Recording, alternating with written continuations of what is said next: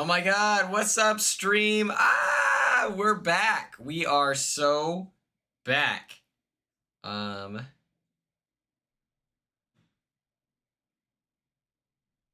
my goodness. What is this? Okay. Are we back? Are we so back? I can see none of your messages. Should I do this?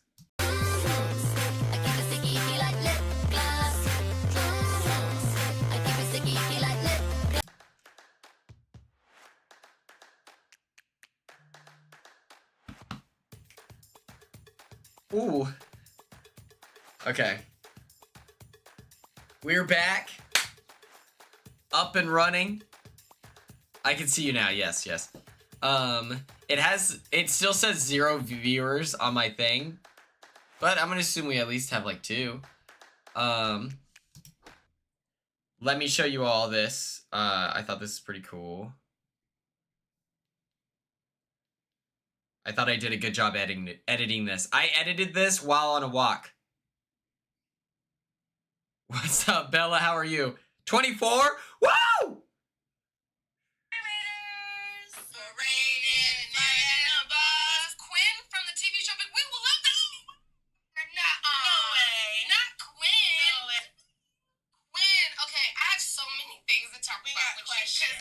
You were set up to succeed. When I was watching your confessions, I was like, okay, he's ready to win the game. Right. And then I watched you fuck up so much. The entire time we were like, Quinn just might win that. Like, love it. Love it. And the fact that they really did, like, they were locked in the whole time. I was like, what? Like, they never had a doubt. So we're up. That felt cool. They reposted it. They DM'd me. Oh my god. Oh my god. Why? They DM'd me 3 minutes ago.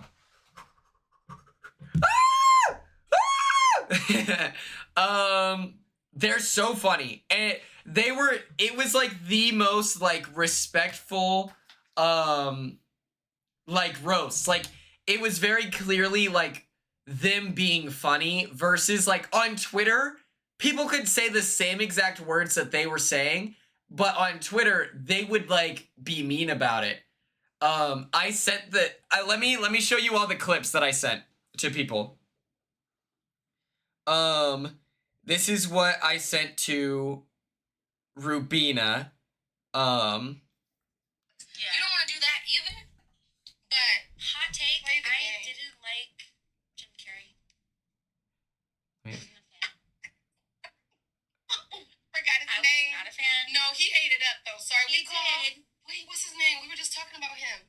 The guy who was dating Robina. Yeah. I was not a fan. I texted her, because we had a conversation in the house, like, this is before, they were, like, public and everything. Rubina was concerned that, you know, her story would be muddled, and, like, distracted by having a showmance, just because when you're in a showmance, it feels like you have 2 interesting people, and then the edit can only focus on one of them. And it's usually the dude. And so, you know, she was kind of nervous where it's like, you know, I'm a player, you know, all this stuff. And so I sent it to her. I sent her an audio message. I was like, I want you to know your concerns out the window. It's not happening because insane, like, incredible musician rap duo, Flying a Boss, they said that they didn't even know Tucker's name. They're like, yeah, whoever Rubina was dating. So I sent her that clip, and I said, guy who dated Rubina should be Tucker's, like, Instagram bio, like, as a joke. And then this is what I sent T-Core. What's the girl with the accent? The black girl. Cute black girl accent. Oh, yeah, I like that they called her pretty, so I wanted her to see that. T-Core. I think she just confronted her, didn't she? Listen, I didn't even think of that, but when T-Core brought it up, I was like, oh my god, yeah, literally hilarious, because the tears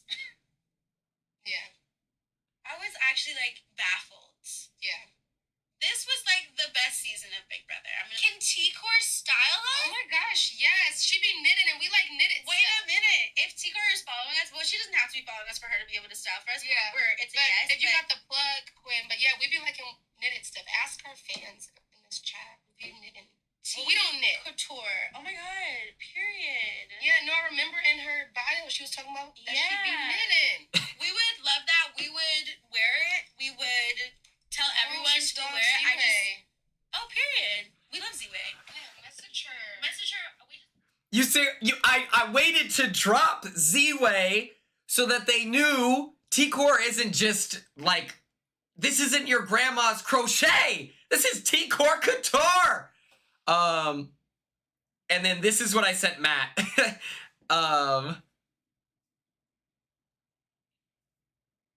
This is what I sent Matt. Yelling when she went off on that one boy, that pretty boy with the eyes. She kept calling him eyes, crazy eyes, crazy eyes. I was just like, oh. I said, flying a boss calling you pretty. But yes, I was super excited. The pretty boy with the eyes, I was like, whoa! That's my dog right there! Come on, Matt! It's so true. He's pretty. Come on. His skin is so clear. It's crazy.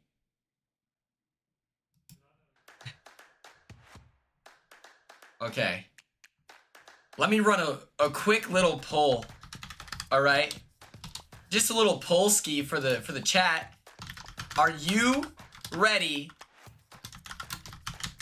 to cover Survivor 48? Woo! Boom. I'm hitting him with a go piss girl. Don't worry, mods. I'm on this one. I'm so excited. And then nar. 60 seconds on the clock. Matt's promo photo did him kind of dirty. It just does not look like him. Wait. Let me pull it up. Matt Hardiman.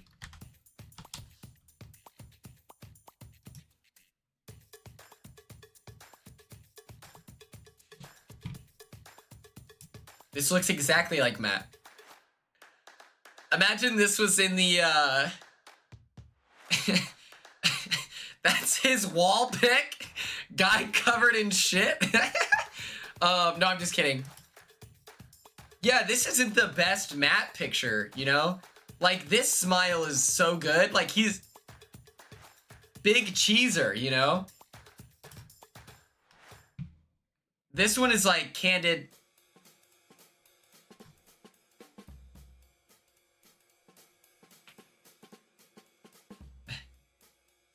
I did notice that he was wearing his move-in outfit during his headshot, and I thought that was pretty interesting.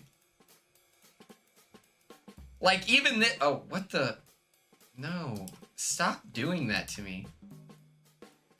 Like, even this— that's so funny. Yeah, which is fascinating to me. My outfits, what were my outfit options? I don't know. I think that I just had more clothes that like captured the archetype they were going for, you know? I loved the turtleneck with the maroon jean jacket. I was like, villain, demon time, prison pants, come on. I was just sad because I couldn't wear my white docs. Ella has asked about like the move-in photos and stuff like that. Yes. I'm driving tomorrow. That's the game plan. But if you look at my deep fake, hold on. Look, I tried to find— oh, you can't see it. Look, I tried to find the— you know that picture where it's like me in the rainbow room and I'm sitting there and I just look super sad? I tried to find that picture, could not find it. And then I found myself getting annoyed while I was looking this up. There was not a single article written about like me losing the wall and like— cause apparently that's when people like started to change their mind on me. That's when Taryn saw me as a real person for the first time. which is normal for anyone. And there wasn't a single article. I was like, there were people so excited to write about everything else, but when it's like a humanizing, oh, Heather, I'm happy to hear that. But whenever it's like a humanizing moment, they're like, we will not be writing this article. I was like, come on. Quinn Martin, deep fake.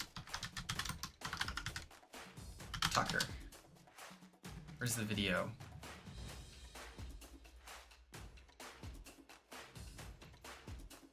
Okay, the AI instigator. Let me do that.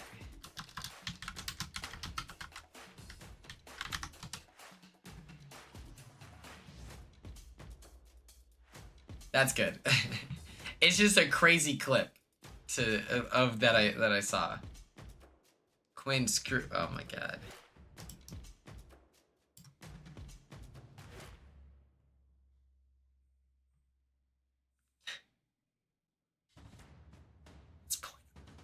No, just play it.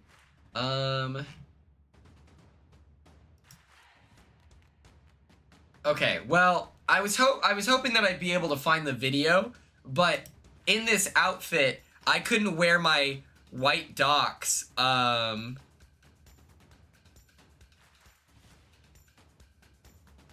Yes, it's all over Twitter, but I don't know why I didn't go on Twitter. I forgot I'm logged in.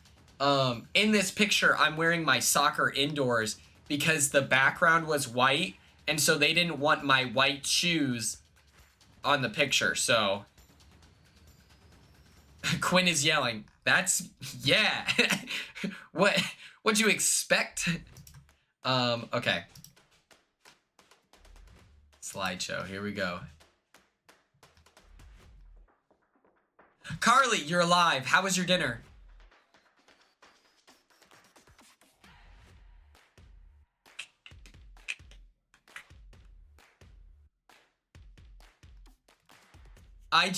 The way I took it was like the idea that I wasn't a real person until I was sad. And I think that the reason why I took it that way is that, I don't know, for me, I'm always going to like see people as they are. Like that's my attempt in life, is to see people as they are. And so when it was like, oh man, now that we've seen that Quinn is, you know, like, my thing is, I would want my friends to be happy all the time, you know? Or, like, when I'm watching reality TV, I'm like, yeah, I don't need to see someone sad to be like, wow, that's crazy. But I think that I'm also just different in that. And so whenever I saw that clip, I'm like, come on. And it was also because it's like Quinn's trying to play a character. I'm like, I'm just having a good time. I'm having fun right now. Like, I don't know. Yeah, I'm just built different. I'm just kidding. But welcome to my Survivor 48 coverage. It's never too late to cover Survivor 48. And I had the great pleasure of watching this episode of Survivor, this gripping TV at a Bryson Wynn event, which I am telling you right now, if you have one in your city, if Tim Gross were here, he would agree. You should absolutely take the time to attend one of these Bryson Wynn events.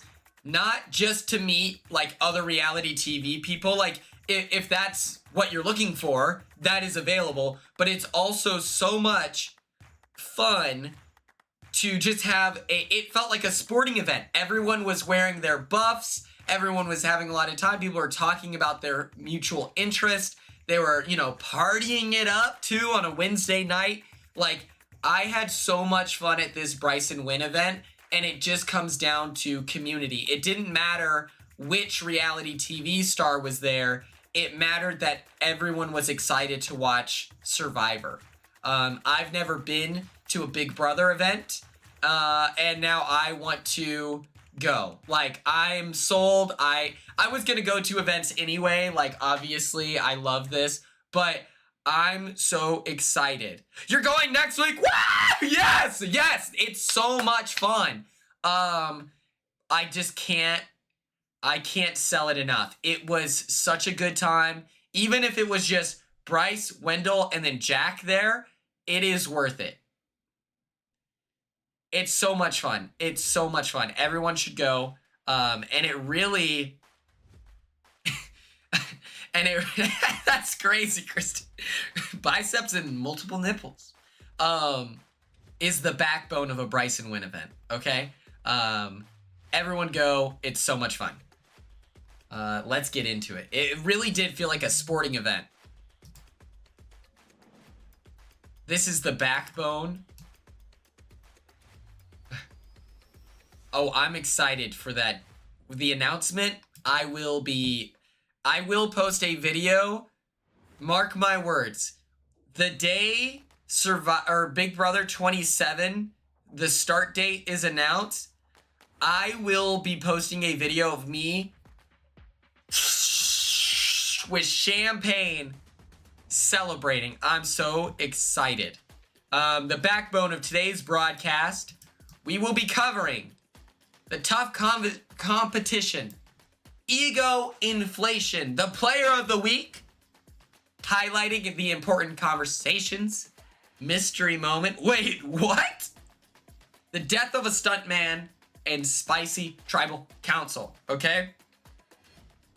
I'm so freaking excited. This episode rocked. It really rocks, okay? Off the rip, okay, we have another muscle buster competition, and I just wanted to highlight something that was I very much felt in the moment between David's loss, okay? He's sitting there, he's got it in a great optimal position. The ball is all the way back there, and Joe's just at the cusp, and it's just a battle to the finish. You know, who is stronger? Who's got more heart? Who's got the balance? And just in a moment, David's arm slips, catches.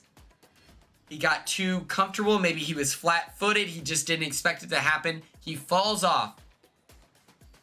And he's pissed. He's disappointed in himself. He's angry. And Jeff even asks him about it. And he says, this was mine to win. No offense to Joe, but I could have won this one. And oh yeah, people were hyped that Joe won. When Joe gave Mitch the reward, we could have started a riot. Everyone, yeah, like going crazy. I got up and was flexing. I was like, yes! Oh my goodness. But what I wanted to highlight is reacting to your loss. Reality TV is filled to the brim with very competitive people. And so this reaction is very natural, right? But the difference was David, I felt saying like I should have won that one is the wrong approach, or it's a different approach. I think Joe should have picked Eva just because it's making his ally stronger. I think that Joe and Eva's relationship is so unbelievably public. It's incredible. It's fascinating. Like, and it hasn't bit them in the butt yet. And so I think him taking her on reward as the third pick, who cares at that point? It's like, if they were trying to hide it, then maybe don't do it, but they're pretty public about their mutual love for one another.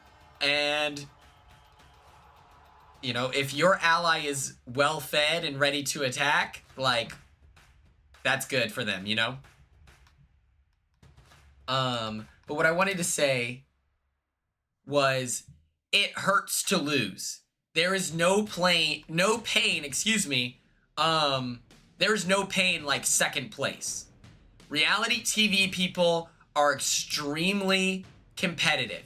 Probably too competitive.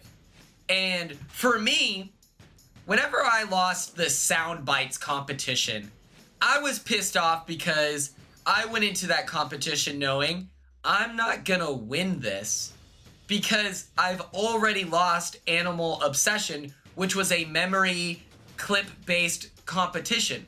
So I was like, congrats, like, it's a foregone conclusion, brother. Never stood a chance. But I was not, like, it didn't eat me up inside to lose when you lose terribly. Like, when you lose in the first 10 seconds of this competition, you're pissed at yourself, but it's not heartbreaking. When you... Hold on, I'm going to turn my drums off for this. What the fuck? When you lose and it's second place, it feels extremely personal. It feels like it was within your grasp. It feels like you should have changed something. You should have... I don't know what I could have done to stay up on the wall longer. And instead, I still think about it. You know, I sat there and I was so angry and it was brewing. But I made it abundantly clear to the other house guests that I was like, hey, I promise I'm not a sore loser. This one was just like really personal and I really wanted it and everything like that. And the result was charitability and understanding from others versus if you use it as an opportunity to highlight that you are a comp threat. And I don't know if that was his intention, but you just find yourself where people are like, all right, dude, you know?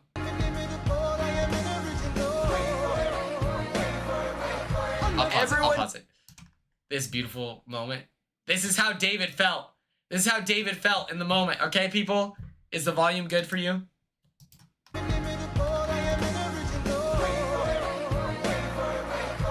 Everyone knows I have the upgrade, so I might as well just shoot from the hip. Maybe I can pick up the pieces of my game.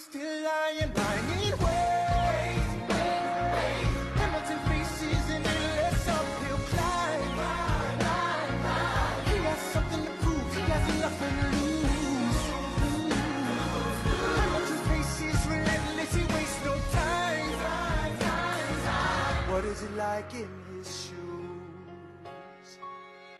Hamilton doesn't hesitate. He exhibits no restraint.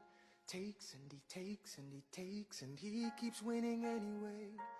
Changes the game, plays and he raises the stakes. When I'm up on the wall, it doesn't even really feel like it's me versus Tucker. I really was up there. Just think about all the people in my life who's like not giving me the respect I deserve, and that's my motivator. Gets me every time.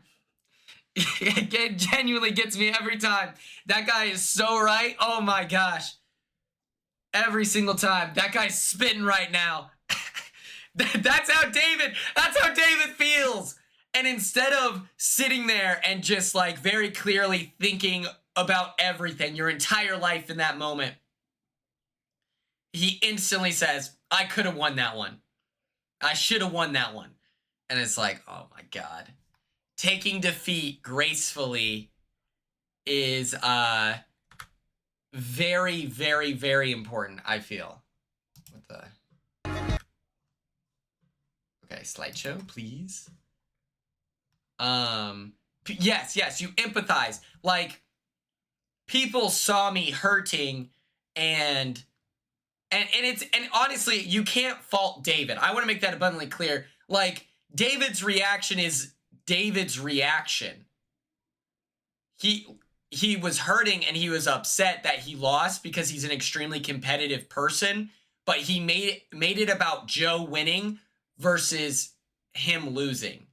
And I felt like that invalidated a little bit of Joe's win. And this is, let me make it abundantly clear. In real life, him saying that is very normal. But when you're in a social strategy game, like Ella says, people are looking for a reason. They're looking for tells. They're waiting to capitalize on that weakness. And him saying that comes off as a red flag where it's like, your ally, right? Our super strong alliance just won. And hello, this is crazy. Like, you know, why are you this mad, dude? And so while I definitely understand what it feels like to lose in that moment, I feel like if you make it about your reaction in connection to the things you've endured in your life, you know, I feel like maybe if we got a, you know, clip of where David says that and he expresses why that win meant so much to him. Why is he so competitive? Why is he so pissed off? You know, he could have easily said, like, you know, I'm super happy for Joe, but when I lose, this is what it feels like, and this is why I'm reacting that way. I think that softens the fact that you just got second place, you know, and so it's like that's an extremely difficult competition. It softens your threat level because now people see you as a human versus a machine. And if you share that bit of lore with yourself, others are more likely to understand where you're coming from outside of I lost and I'm mad about it because I could have won. I should have won. If you should have won, you would have, but you didn't. Shout out Brianna saying that in the chat, and I'm stealing your line.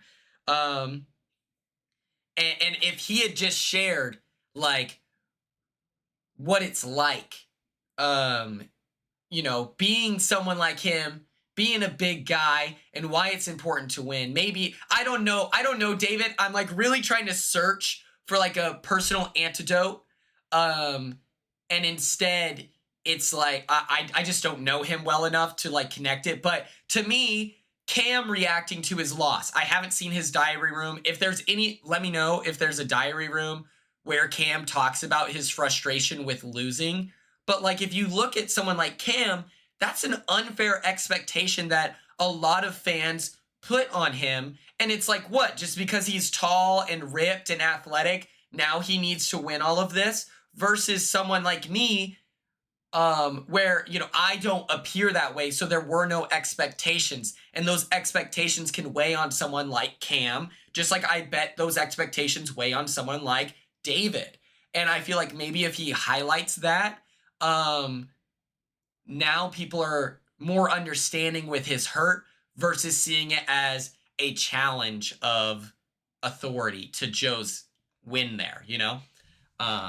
I just think that, like, as someone who's played this competition, my personal, like, bad reaction to losing, you know, I wasn't super proud of needing to sit in silence for an hour or however long it was. I remember telling Tucker, I was like, hey, man, like, I promise you I'm not a bad loser. You know, as someone who is very competitive, I wanted to let him know, like, look, dude, I'm not mad that you won. I'm hurt that I lost, you know? And me and Tucker are friends in real life, you know? And I feel like we're very similar people, and me expressing that, I felt like he understood me in the moment. Whether it changed his game decisions, I don't know. But it was important for me, for Tucker to see me in that moment as a person versus a competitor, you know? And I think David could have capitalized on that. He should have watched Big Brother 26. Okay, I'm gonna put the drum music back on. We're gonna edit this out later.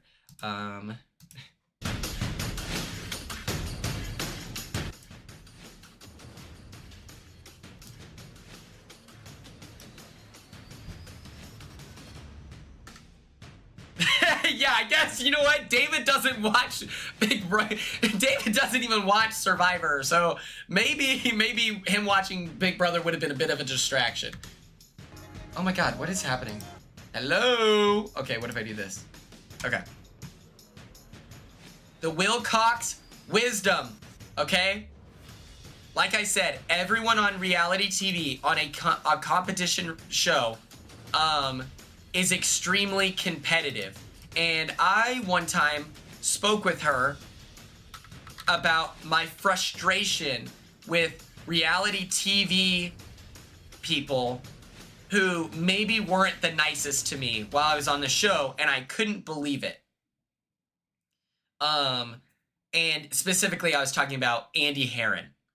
But Liz Wilcox had this really good response that I appreciated about the presence of being competitive in reality TV, and she said, is someone saying this because they want to hurt you, or are they just very competitive and they see people on the screen as competition?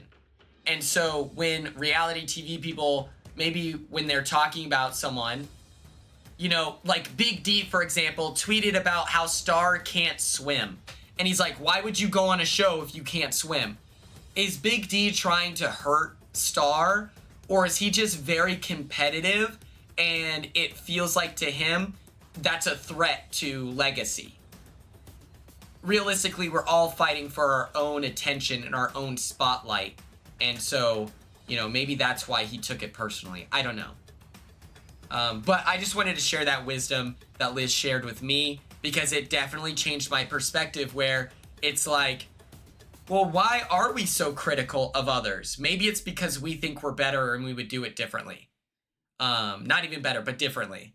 And so like someone like Andy, someone like Derek, who they want to play a very surgical game and all this stuff, they will never understand someone like me who sits in the diary room and says, look, this is what's optimal for me, but I'm not here to be wallpaper and, you know, play this like whatever game. I want to play a game with big moves that's like fun TV and something that I want to see on my screen. Like, that's what I brought. And I think that that's important. And so whenever reality TV people are very critical, I think the source is competitive, their competitive nature. And I learned that lesson from Liz Wilcox. Love her. She's the best. Thank you, Tara. I appreciate that. Paranoia? Now, I did want to identify, celebrate, cheer on, okay? Our queen, Mary. Liz is so, like, smart and wise. And that's not a shock to anyone here, I'm sure, but I just want to say it a million times. I love Liz Wilcox. That is also true. Like, that I just had that really nice conversation, but I'll talk a little shit. Like, why would I take advice from Andy on how to act in the diary room when I had more DRs than him and he won the show and I was the first juror, right? So like with the source, it's like, well, of course you're throwing stones at me and like whatever, and I'm being loud and you have a problem with that, but like, why would I ever take your prescription opinion? I'm good. I'm off the pill. I'm gonna do my own thing, right? But I did want to talk about ego inflation from Mary, okay? I love the clip of her talking about, she's sitting there. I loved the clip of her talking about, you know, and you guys like, your meat shields, and it's like, it's over using you that way. I love this because listen, Mary is a phenomenal competitor. She has been good at every single fair, but I also don't like using production stuff as an argument because that is out of their control. I think that it's just like, well, had he maybe been a little bit louder and more fun in the diary room, maybe he would have been included more. But whenever he's upset with me, it's like, okay, well, do you think, like, is it really the end of the world that I'm so annoying in the diary room? Or are you hurt that your style of storytelling just didn't get a lot of screen time until there weren't a lot of people left, you know?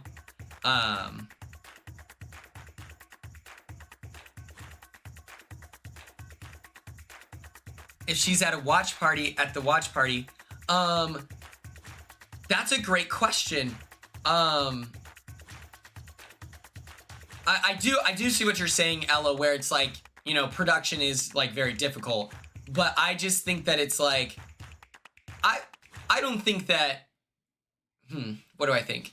I feel like him talking about how annoying I am and he's like going on and on, it's like, to me, I'm twisting the blade a little bit because he could also just as easily say, like, why would I take Quinn's strategic, like, opinion seriously when he didn't win the show?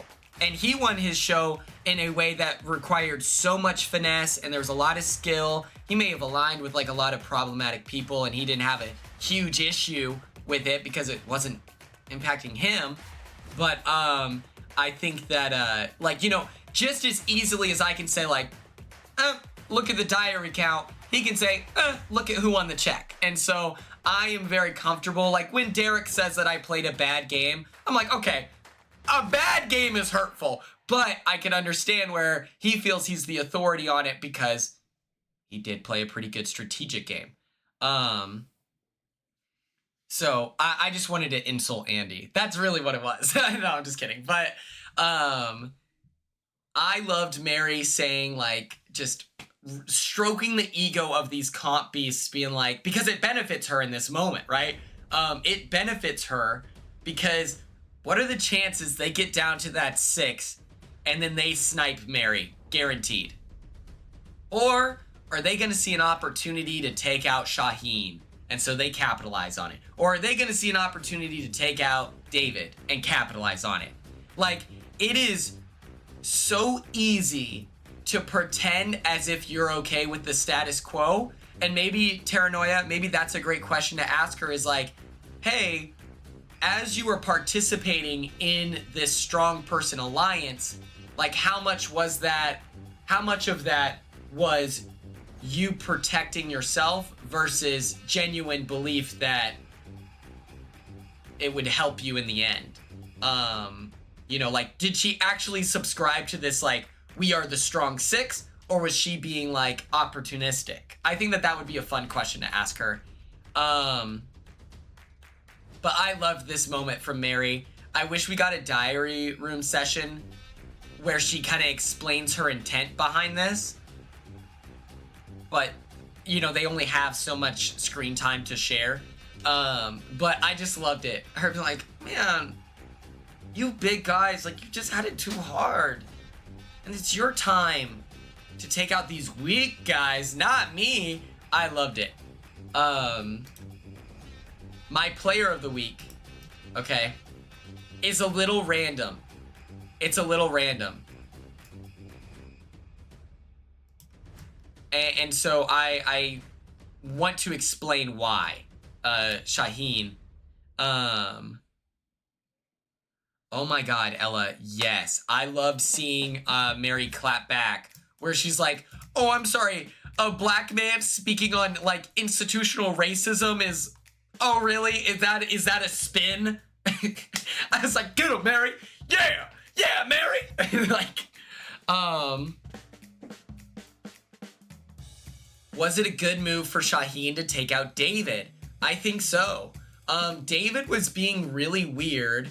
Yeah, GamerVev sucks. Like, the way they speak about people, the way that they, like, you know, America, like, they got blocked the second their tongue had something ill to say about my friend.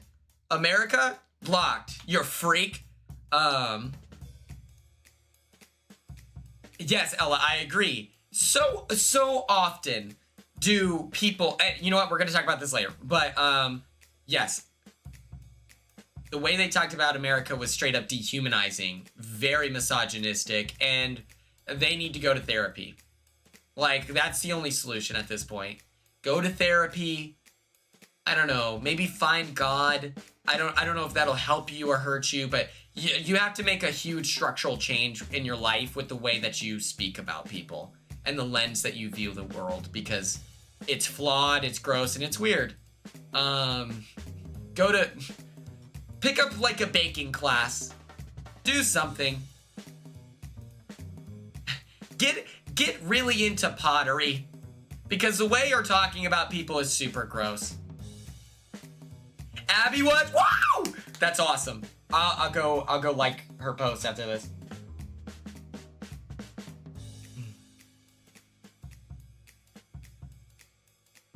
Oh, yes. Oh, toxic, evil people love them. Tim Gross! Whoop, whoop! What's up, big dog? I want you to know I talked about you earlier in the broadcast. I'm gonna post this as a YouTube video. Okay, we're posting it. I'm gonna be courageous. I'm posting my coverage. Yeah, Christine, maybe she can get into crocheting and then fly in a boss will then maybe reach out to them. Yes, I talked about you. I talked about you. Okay, Supreme Knight says, I really don't think it was a good move for any of Shaheen, Joe, or Eva to take out David. As a collective unit, I agree with that. I think that, like, at the end of the day, you have a guy who's kind of freaking out, and he's very, like, you know, he's very paranoid right now, and he's convinced Shaheen and Camilla and Kyle they're all hanging out and they're besties. And they don't believe him. And so they got rid of him. I think that it becomes a point of, let me get down. I don't like this angle. Yes, Tim, I was talking about the Bryson Win events, and I gave you a shout out, okay? I was just saying that everyone should go to their local Bryson Win event. If it's in your city, if it's even like an hour away, I'm not even kidding. If it's an hour away, you should still go because it was so much fun. Like, that was one of the, like, I love watching Survivor at home. I think that that's so much fun, but like it being treated like a sporting event was so cool. They need to come to Canada instantly. Brianna, wait. I'll message them. And then that will be me going to Canada. So, I do agree with you, Supreme Knights, that for that collective group, it was a... I don't like the noise that they're making in this. Hold on. The fuck?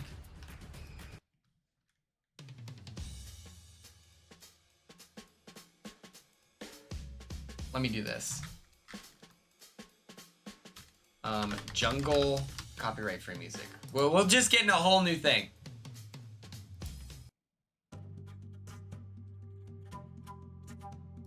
Okay. Back to Shaheen. So, what Supreme Knights is saying, that it's so easy now for the outsiders to utilize this shift of the game to now take out someone like Joe or Eva. So, I agree with that. As a collective, it was a bad decision for the strong five to turn on their own, cannibalize, and eat David, you know?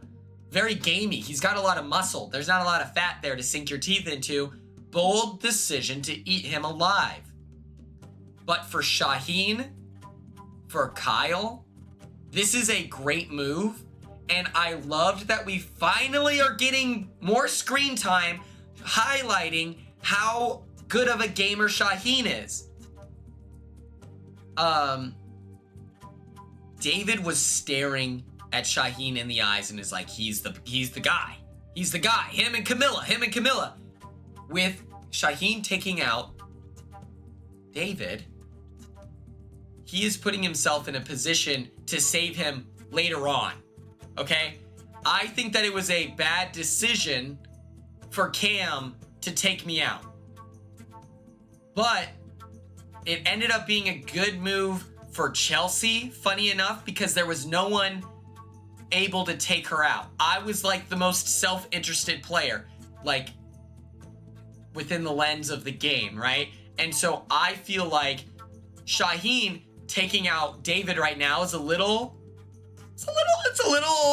risky business, but later on, that means he doesn't have the raging bull David going after him. Hi, Mariana, how are you? Yeah, Gabby, yes, his little mustache, he's a troublemaker. Yes, so a lot of the Lucario Kart, I like that point that you make. A lot of reality TV competition game shows, this is what I said in my million goodbye messages to Angela. These shows are about managing your paranoia. And when you allow your paranoia to win, you lose. Flirt Cobain, what's up? How are you? T Bella, getting the skills training regimen. Thank goodness. Was it for entertainment? You know what? Go piss, girl. Right? Like, it's like, yes. The paranoia became everyone else's problem. And that is why David went home. But I think that this is a good move for Shaheen, because if with people on the outside, with the people on the outside, if David is still like very skeptical of Shaheen and okay, I'll get into that here in a second, Supreme. Kyle's paranoia towards Shaheen, right? A couple episodes ago, Kyle wanted Shaheen out, so did Camilla, because they felt like this was a good opportunity. But after David's antics, it kind of seems to have, like, Shaheen has been able to redeem himself within the eyes of Kyle in this moment. And so that's why I feel like he's the player of the week. I feel like this move was kind of like, simultaneously, I will say, a little risky, to Supreme Knight's point, where it was keeping Kyle at bay.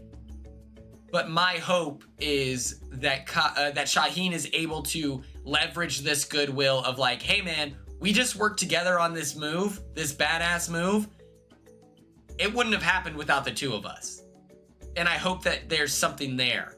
Especially as Kyle identifies Eva and Joe as a pair.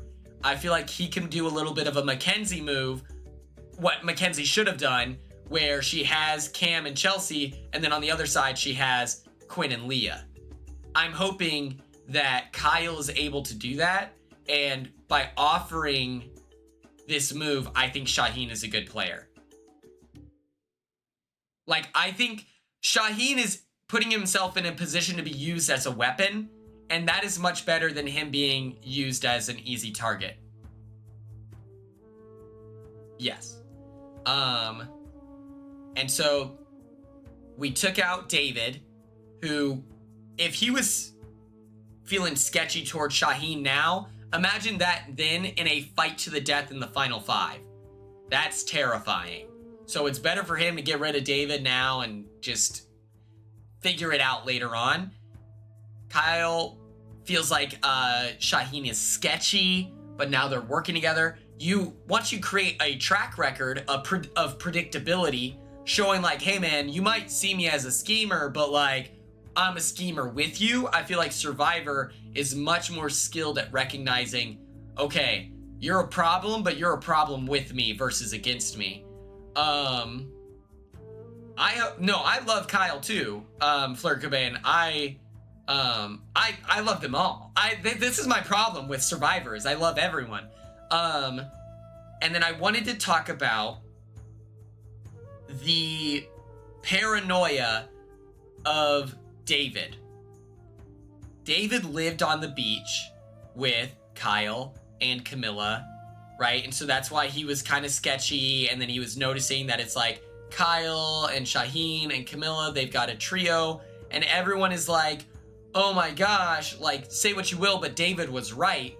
The right read is not always the best thing to articulate. I thought that telling Chelsea that I saw her as like our team captain, I thought that her experience in sports would see that as me being like, yo, I'm following you. Like, I trust you. And I trust you to lead us through this. She took that as Quinn sees me as a threat. That was the right read. Chelsea was the captain of the Pentagon. Not the best thing to do. David can identify the issue, but you don't need to articulate it. And so I love the reads, and I get when people say that, but it's also not the most difficult thing to know who's working with who. Like, we knew Tucker and Joseph were working together, right? We knew Brooklyn and Chelsea were besties. Oh, Flirt Cobain, thank you so much for telling me about that. You know, you just reminded me, in preparation for this episode of Twitch stream, right? Absolutely, Ella. I struggle at not yapping, so But like, it's not hard identifying who's working together. What's hard is knowing what to do with that information. A good example of this was I identified that me and Brooklyn were at the bottom of the Pentagon. I told her about this. That was a good read and good opportunity to express that. The bad read was Chelsea's our captain. I'm going to tell her that in hopes that she sees me as a follower. So I just said, I relate to David in that, but I also wanted to say like, okay, these reads being like, David was right. Okay, you should just be highlighting it and be like if he was just more chill about it, honestly, I think it would have been a way better move. I wanted to talk about, oh wait, what is this? I forgot to, okay, that's awesome. Hell yeah, Flirt Cobain, that's awesome. I can't wait to hear that you won your, is it called an org or just an ORG? I've always wondered that. You have to plant seeds just like Shaheen did. I loved the clip highlighting Shaheen putting in the work. I thought that was awesome. Ella, I love that metaphor. I loved it. You know what? Hey, and I always say plant seeds, don't try and throw a whole tree at them. I say that all the time.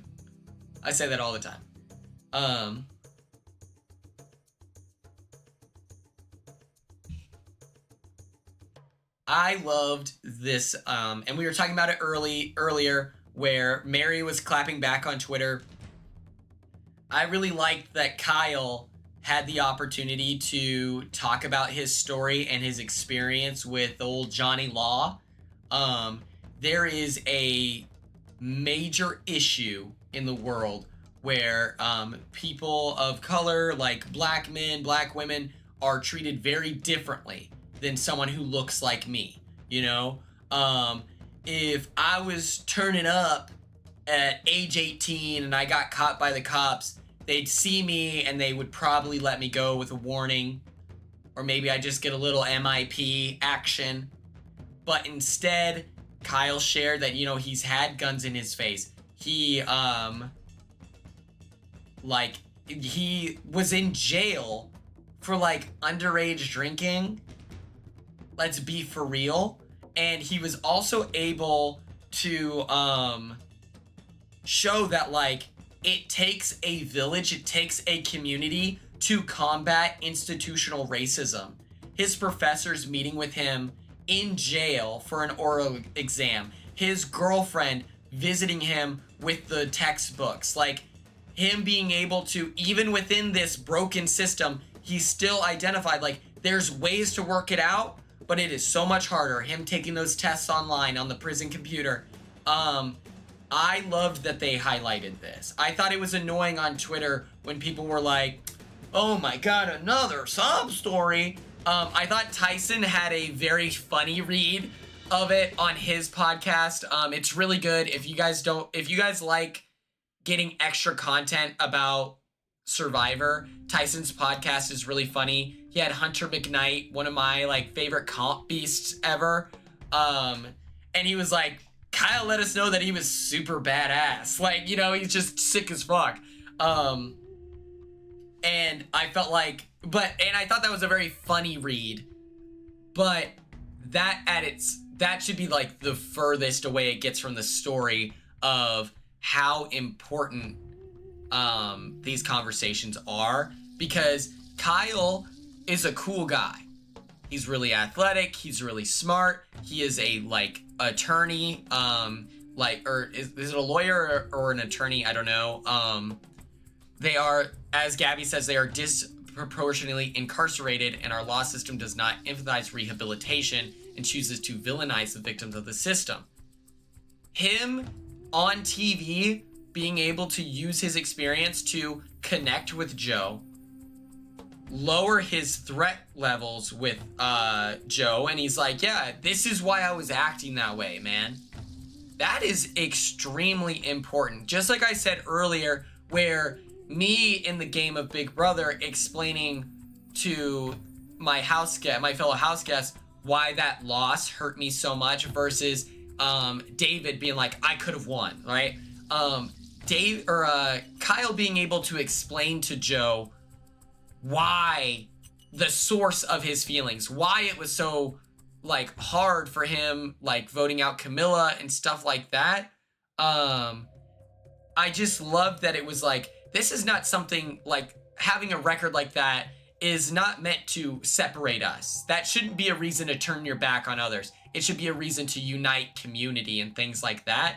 And I feel like, you know, Kyle being so intelligent and like showing that he turned his life around and stuff like that, I feel like leads as a good example for the humble viewer at home to realize just because you experience things, even when it's unfair, like our system is towards Black people, even when something bad goes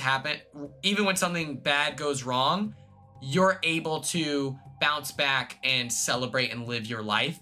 I thought that was important. And I guarantee you these people on Twitter, they're just miserable people.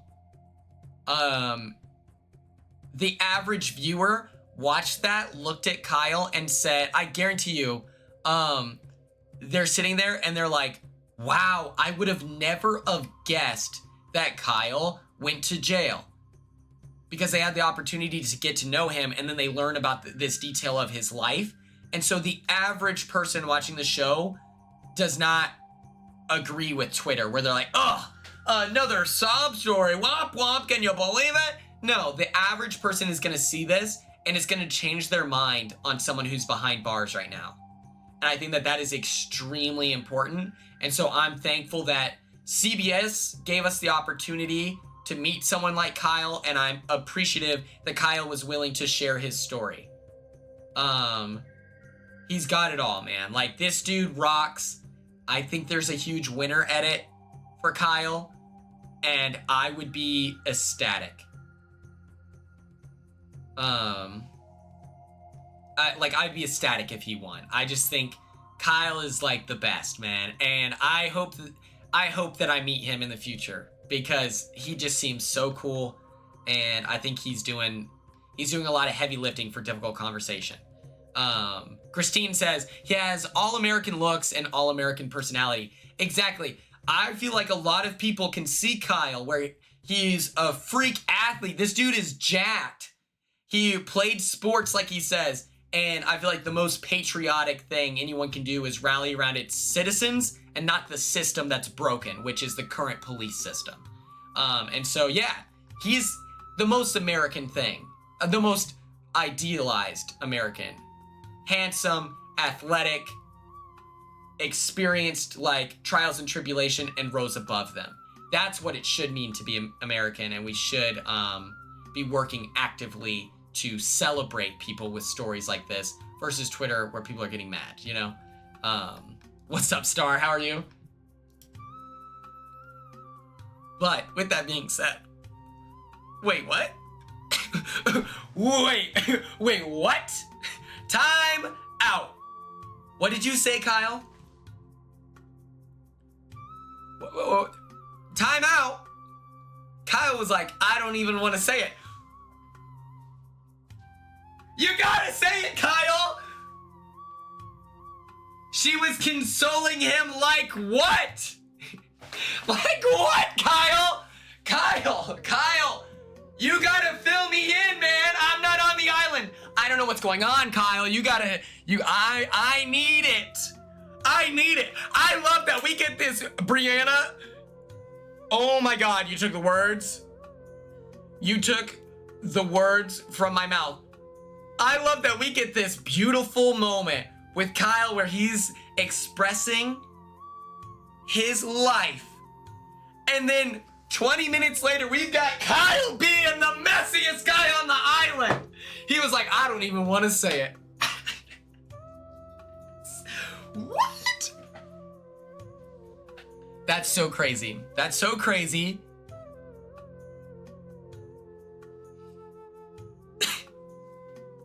He's the best. He's the best.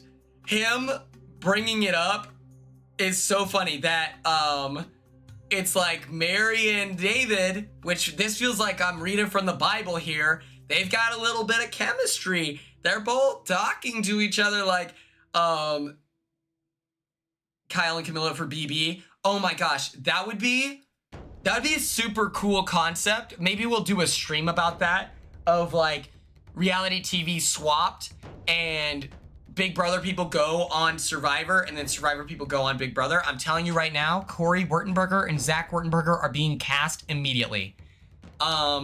So when that happens, credit to Ella, okay? They did a little segment of that. Do any of my super fans remember when?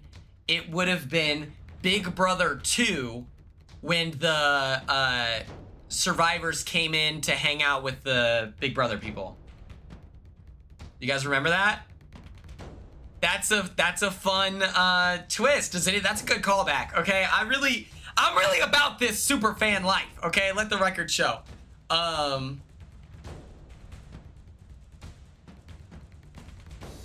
I don't know why it wasn't brought up for Big Brother 25, like in the build-up and hype for Suri being on. Imagine a commercial where it's like, never before has the survivor competed. They've been in our house. They've eaten our food. They've swam in our pool, but they've never played our game. Big Brother 25. Something. Come on. But, oh my gosh, there's an undeniable chemistry here. There was something there. And here's the team. Here's the team. Mary and her mans broke up, right? She is, as far as we know, single after the show. David and his girlfriend broke up. I'm just willing to bet. And now David says that he's got a wonderful girlfriend. What's going on here? I'm gonna run a poll and we're gonna find out, okay? We're gonna run a poll. Do we think Mary and David are dating in real life?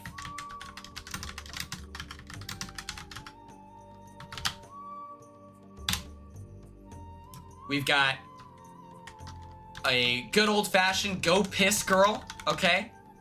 And no. No way. That's what we'll put right there, okay? The poll has been started. You have 60 seconds. I love love. I love love. I love a showmance, okay? And if this is real, I need to see it. I need to see it. Star, that's the greatest thing I've ever said or seen in my life. That's fire. Dare. Oh, that's money. They're dairy. David married dairy because he loves chocolate milk. Did he say some other girl, or did he say I'm dating a wonderful woman? The best girlfriend ever. Mary could be the best girlfriend ever. I've never dated her. I don't know, but she could be up there.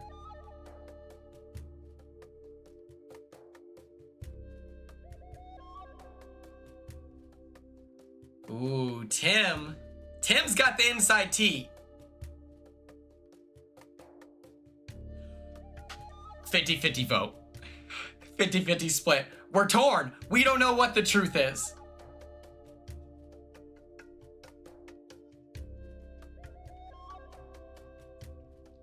David, yeah, no, Tim, David was there. He was dun dun dun dun dun dun. They're avoiding it. No, I bet you're right. I bet you're right. I feel like we would know. You know, people found out in December about reality TV relationships. Like they have a way of making themselves known. It's never, or it doesn't have to be intentional. Post-season hard launch gonna go crazy. I know. Was Cedric cool? I really want to become friends with Cedric. And then I recently heard that now it's Lisa and Joseph. Ooh, I saw that on Twitter. I thought that was cool. Then we witness the death of a stuntman. Okay?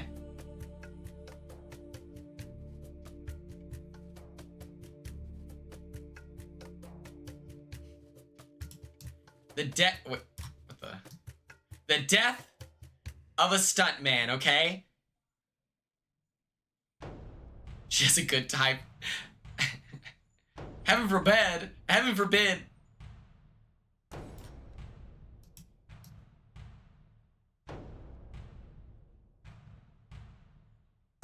Wait, what is this?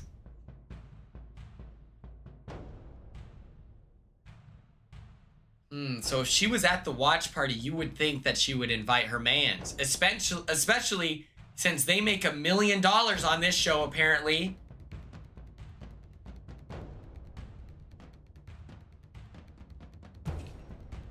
I could never compete with Joseph in a throuple.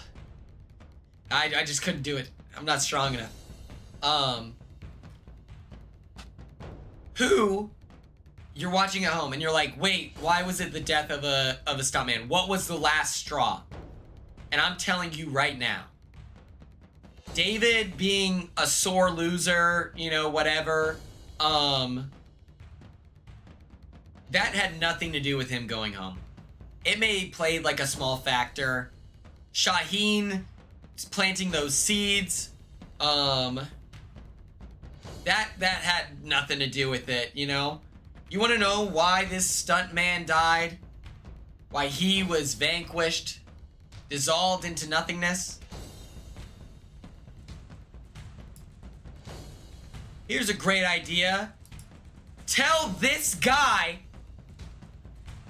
that he went back on his word. That's crazy. That's crazy. Telling Joe you went back on your word is a no-go.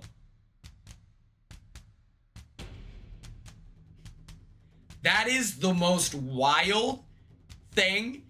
And David talked about it in his exit press. He perceived that, like, it was just a misread, right? He perceived that moment as like him talking to, and I hate this phrase, but like, I was just talking to him man to man.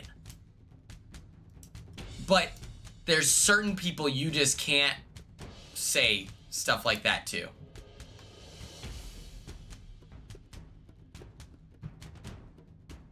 And it's genuinely so fascinating. Also, if you watch the exit press, like his interview with Rob, he calls Joe like an idiot. He called him like delusional at one point. Like, he had some heat for Joe. And I was like, this is crazy. And it was like very passive, like, yeah, this idiot, like, yikes. Woo, that's crazy.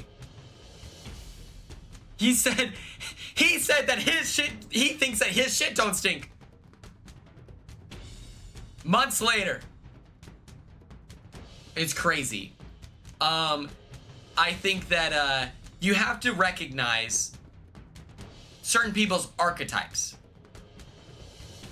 Joe is a firefighter. Joe is all about honesty. He's all about integrity.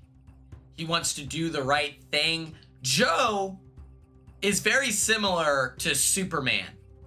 Okay? You cannot challenge that perspective. You cannot put that on blast. Joe is a dove, right? Like David said, he thinks that his shit doesn't stink. When Joe is like lying or, you know, stabs David in the back, it's because Joe had to do the right thing. David forced me to do this. He was being too paranoid. He was tearing the group apart. So therefore you must go. You cannot look at someone like Joe and try to guilt trip them.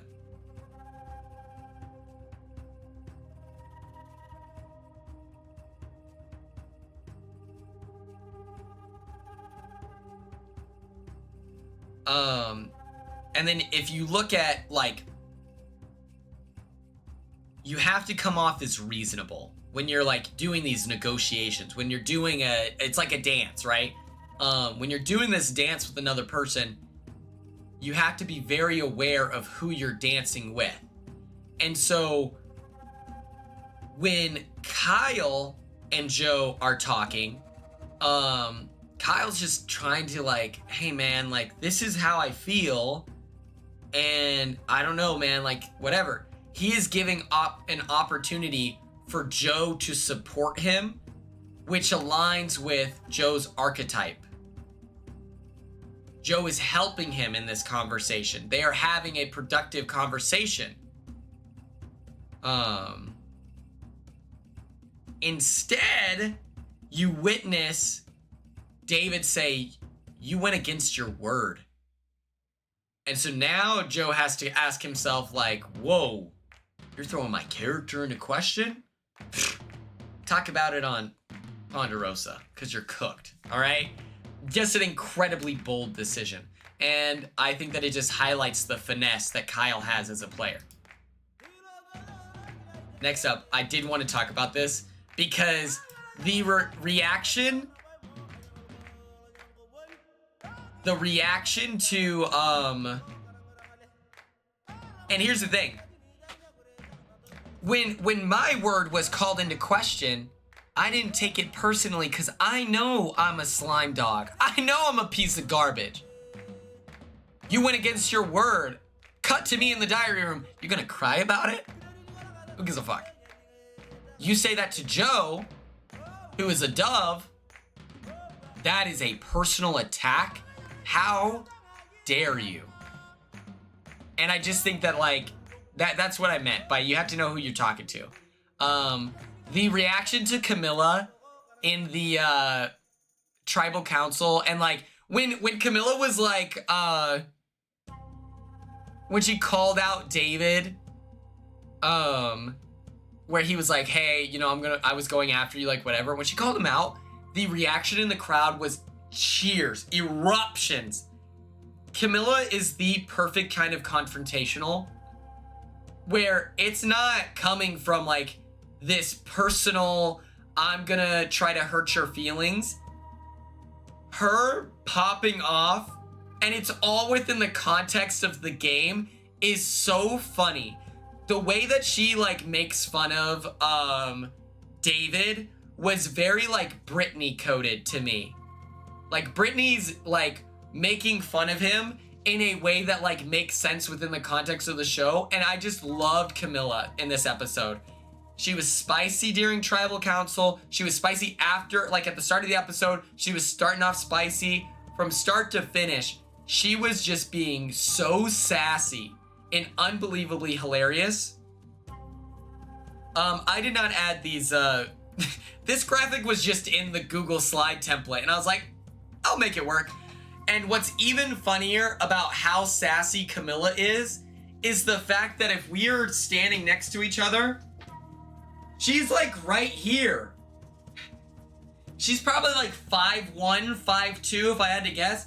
The fact that she is so tiny and has so much attitude is absolutely hilarious. I got to meet her at the event, and she's so funny. I know for a fact we would either, here's the truth, me and Camilla play together. We are either like this, or my antics would annoy her, and then she would want me out. But I do think that she would see me as a schemer, and I think that she would see a reason to align with me. So in my head, we would be... Yeah, thank you, Ella. You know what? That's true, Ella. I'm 5'6". I'm questionable calling her short. But I would like to imagine us working together would be very funny. I think she has very much no doubt upside. she would be the Joseph to me, like where she's sassy and like very funny, very like not dry. She's not dry, but just like very fun. I don't know. She's just hilarious. And I loved her sassiness this episode. It deserved its own slide. She's crushing it. I'm her biggest fan. 5'8", you're practically an NBA superstar, as far as I'm concerned. And thank you so much for watching, all right? Smooches. Okay. What do we think? Was that good? Was that good?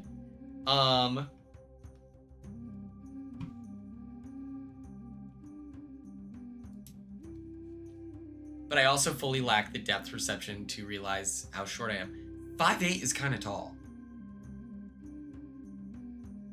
Was this good? Should I post this on YouTube? Fuego. I like that, Supreme Knights.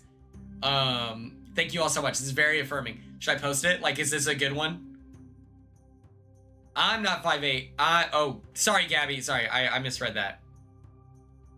You're the same color as Ella right now. So I was like, okay, we'll post it. We'll post it. I'll edit it a little bit. I talked to Bryce about it, and apparently he's tuned in to a couple streams. I don't know which ones, but he had watched me before, which I thought was really sweet. Star, oh my God.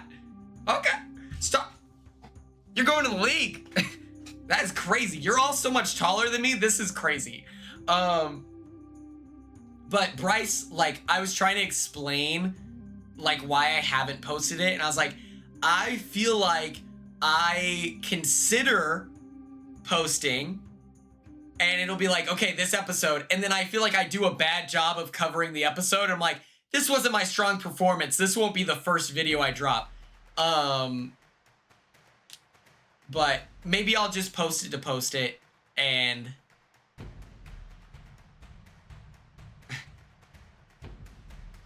several feet away. And they're like, yeah, they're twins. I don't know. My question for you. The baddies in the chat. Let me close these things out. Oh, I wanted to talk about this. I thought this was so funny. Quinn Martin Summit.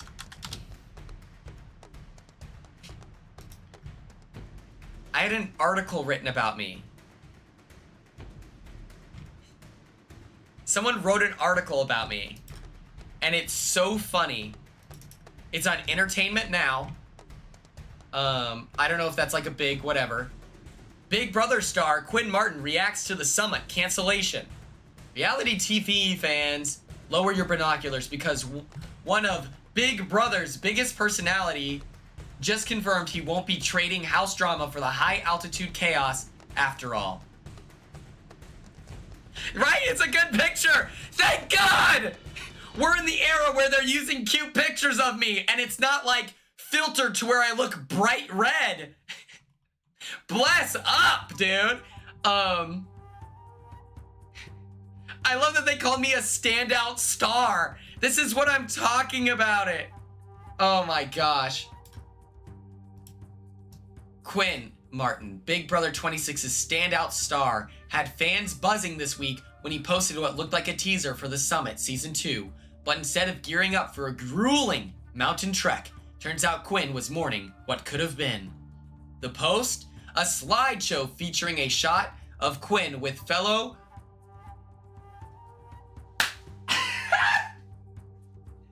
They think my friend Gino's a reality TV star. I need to take a picture of this right now. I didn't notice that. That's so hilarious. That is so hilarious. I'm sending that to him right now. I have to send this to him.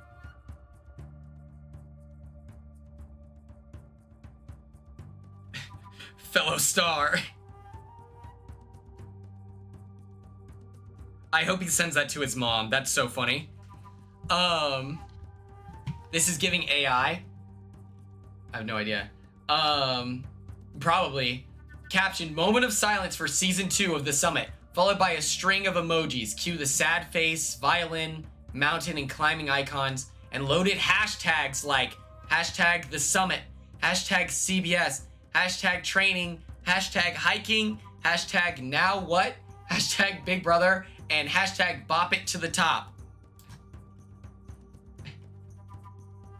Notice they didn't drop a like. Come on.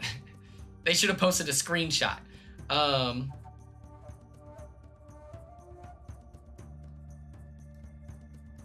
Yeah, wait, who wrote this article? It may be just AI. Jumping from Big Brother's cutthroat strategy to Summit's grueling terrain wouldn't just be a glow-up, it'd be a whole different beast. According to 9 Now, the show was filmed in New Zealand's wild cinematic landscape and follows a group of strangers attempting to scale a remote mountain in just 14 days. The catch? Yeah, definitely ChatGPT vibes. Yup, brutal. This was very funny. They mention it again. Yeah, this is definitely fucked up. No one with a journalism major dropping this. It seems like Quinn was locked, loaded, and maybe even in training for the challenge. The hashtags alone, hashtag training, hashtag hiking, hashtag now what, suggest he had already started prepping for his next big adventure. But with the show canceled before cameras could even roll, that adventure came to a halt before it began. So funny. Fans feel the missed opportunity. I thought this was so great. Naturally, fans didn't waste time jumping into the comment section with some top tier reactions. One wrote, King Quinn, most iconic character on BB. Clearly still rooting for his reality reign to continue. Another asked, are you going to be a contestant on that show? If so, I'll be rooting for you. Not really realizing the mountain had already vanished. And then Ringo, and in true internet fashion, one fan threw in the ultimate one-liner. I think they ran out of mountains. Peak comedy? Literally. The vibe's bittersweet. Seems like Quinn was down to test his limits with a whole new setting, and fans were 100% here for it. Even though the summit didn't make it to season 2, Quinn's willingness to take on the challenge outside the BB house says a lot. Only time will tell where we'll get to see him next. I think it's hilarious. Like, why? And what's so funny is I looked up, like, I was looking up for pictures of me being sad, and this is where I found it. I can't see the comment without making an account, unfortunately. But it's very funny. I thought that was hilarious. Okay. We've been live for about an hour and a half, right? Guess you gotta make an account. You're drunk, Gabby. Absolutely not. I'm not giving them my email. They're gonna reach out for quotes. Let me run a little Polsky. I would love to go on another show. Let the record show. I wanted it to be Survivor. To be the next move, being Survivor. I feel like I could be intriguing enough.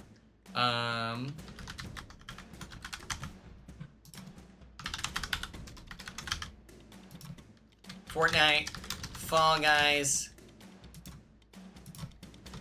Both.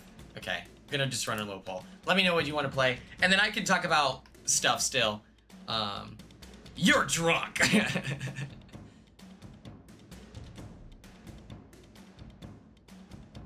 I would absolutely watch Got to Get Out.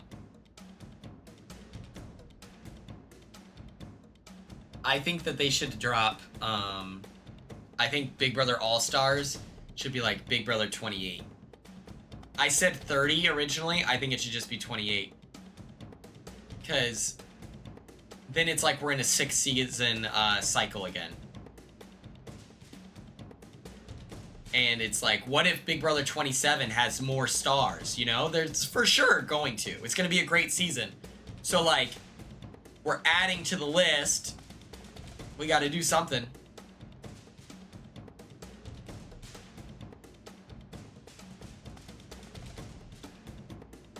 What is the Tubi movie for next week? Oh, shit. Fall Guy. Oh, 50-50. Wait, what does that mean? Okay, we'll play Fall Guys. How do we do this?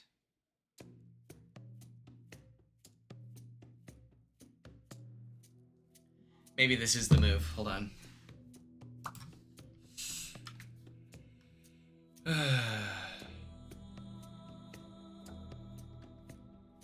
Brianna, thank you so much for tuning in. I appreciate seeing you in chat, and I feel like you're a great contributor, so thank you so much. Let me make a Google form. Okay. Oh, to be Tuesday.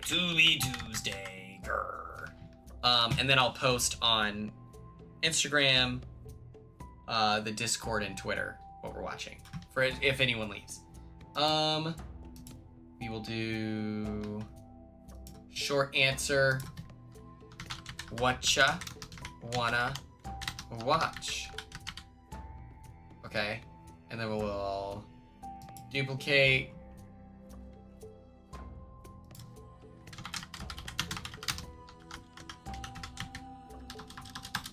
Only on Tubi, please. Okay. And then let me make sure it doesn't ask for your... I don't want it to ask for your emails. Okay, do not collect. Okay, publish. Oh.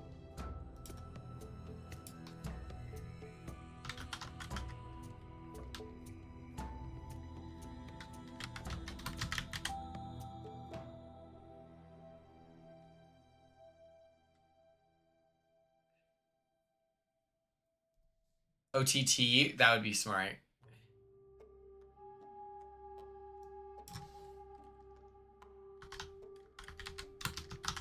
Oh, what's up?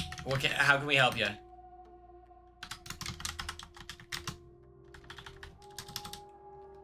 Boom. Okay, publish. Publish. Okay, no. Responder link. Shorten the URL. Copy. Sending it in here. Paste. Boom. Pinned, okay? So for like the next 32 minutes. Oh my god. Okay. Next 30 minutes, since it's annoying.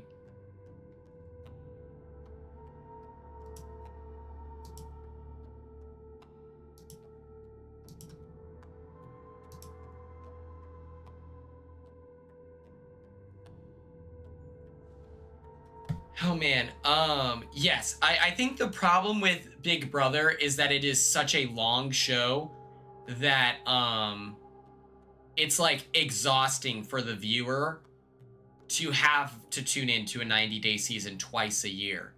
And so I think that that's the problem.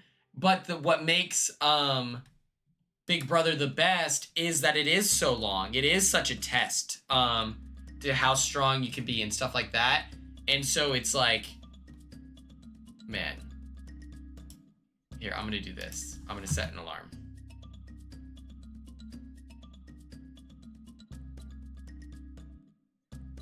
Perfect. And so it's just really tough. I would love it.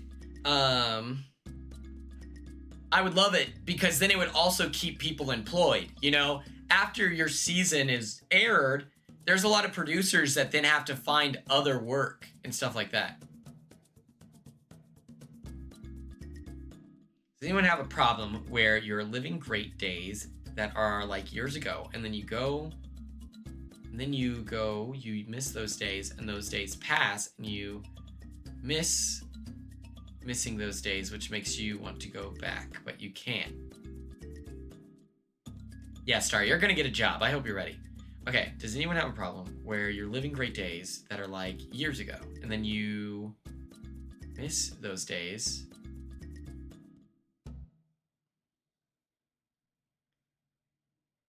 Does anyone have a problem? So you're living life. You're loving it. You're having a good time. You're living life. You're liking it. And then it reminds you of years ago, and you're like, man, those days have passed. Now what? You know? And you can't go back. And so maybe there's a bit of a pessimism where you're living the good times now.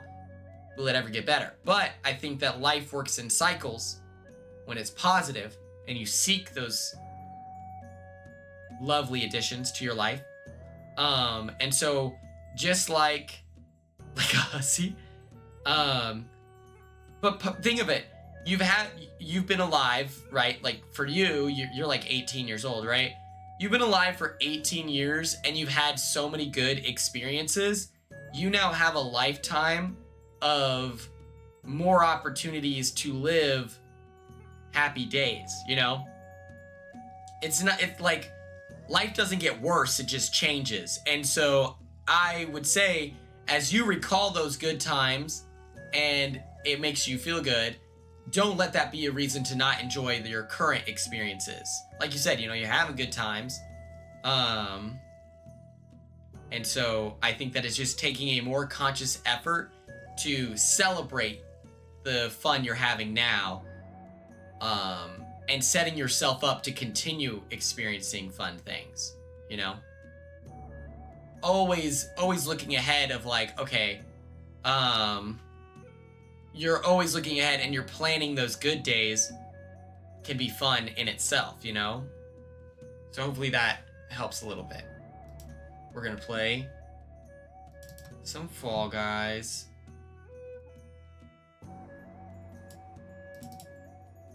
Oh shit. Oh shit, wait.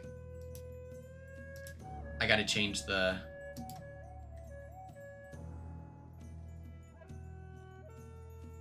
Yeah, the experiences you're having now, that's gonna be great.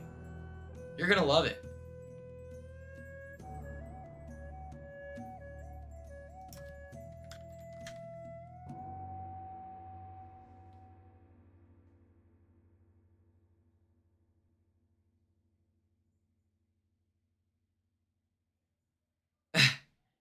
My bad luck.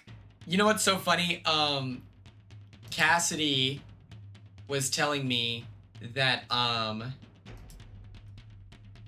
she has really bad luck with vehicles, and she was sharing her experience, and I was like, okay, awesome, like listening to her.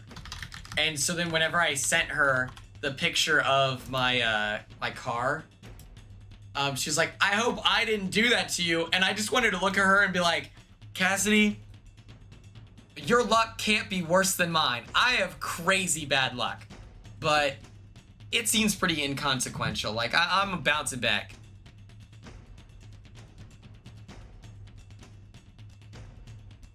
Oh man, college is tough to miss because, oh wait, hold on, sorry gang. College is tough because so much of what you miss is like the community and living in a walkable area and stuff like that. And so I always really relate to people. Def Not Another Heather, hi, what's up? So it's like, yes, that sucks, but that just means in order to recreate your college days, just means you have to work really hard. And so like an example of that is I host a yearly event called the Case Race. And I just use it as an example, or as an excuse, I mean. I use it as an excuse to hang out and invite all my friends over like we did in college. And so it's just like, they're less frequent, but they're still there, is something that I do. And maybe some of you can utilize that. Like, for example, right now, I'm trying to plan this event thing with Corey and America. Ooh, that's cool. Oh, absolutely, Heather. It is definitely easier to make friends. Dude, what is up? I also can't scroll over. I don't know what's up with that. Oh, there we go.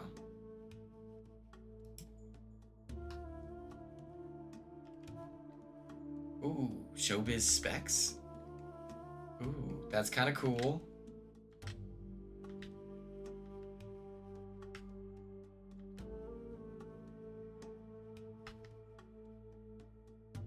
Oh yeah, nostalgia is definitely, but nostalgia's, use that as a positive, you know, like it's fun to look back because you always have the opportunity to make those memories, you know, make new memories.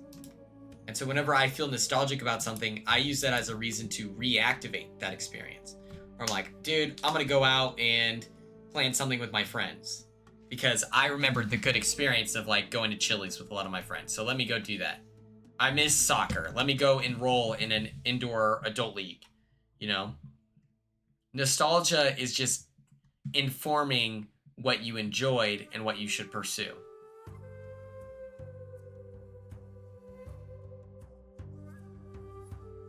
Absolutely. Reminiscing is so much fun. I'm a yapper. I love talking about previous examples of... Oh my god. Should I respond to Fly in a Box?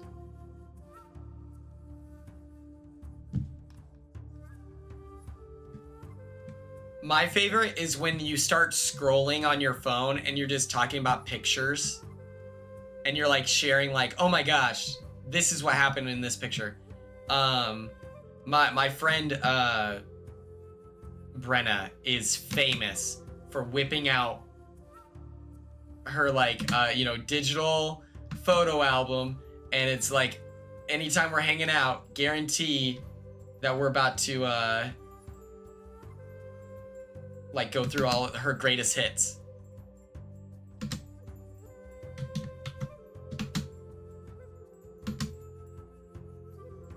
I have a sneeze brewing. Oh my god.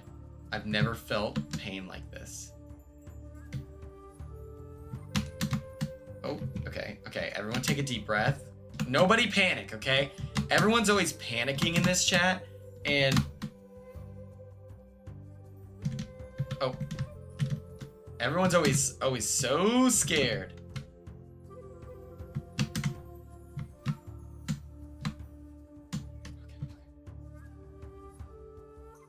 Let me work here. Let me work here. Come on. Let me cook. Come on, chef. Yup. Yup. Get there. Yup.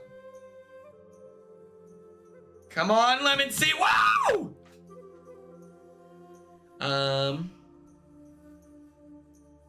It was a combo of my dad getting a terminal illness, Trump getting elected, and general burnout and uncertainty. Art was and is a huge part of my identity. Absolutely, that's very natural. So first of all, thank you for sharing. You don't have to don't apologize for sharing. It's not trauma dumping if it's just like, you know, if you feel something, I feel like you should articulate it.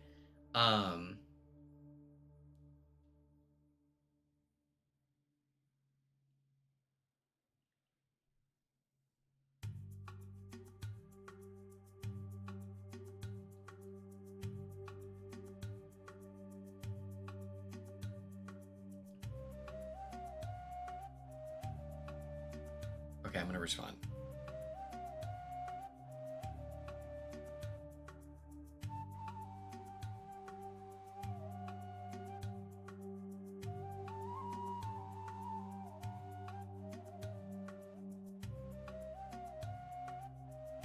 Okay, this is what they said. Where are you in the world? We'd love to have you on the stream, or we're playing at We Hope Pride at the end of May if you want to come.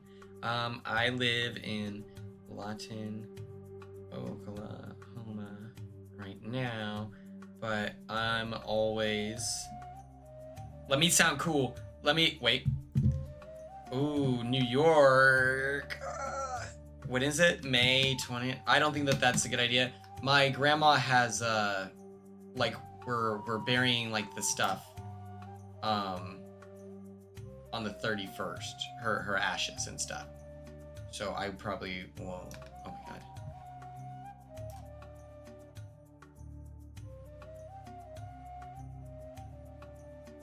Oh my gosh. I need something to change my stars here. I need a penguin instantly. Come on. No, get off my back. No, why are you... Oh my god. Okay, perfect. I gotta get out of here. Everyone calm down.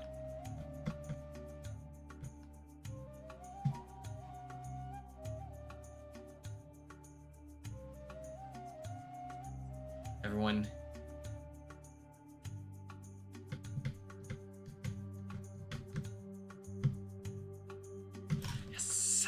So I probably won't do that just because I've been traveling so much, and I hate being away from streaming. Like, I really enjoy it. I live in Lyon, Oklahoma right now, but I'm always down to travel for the plot.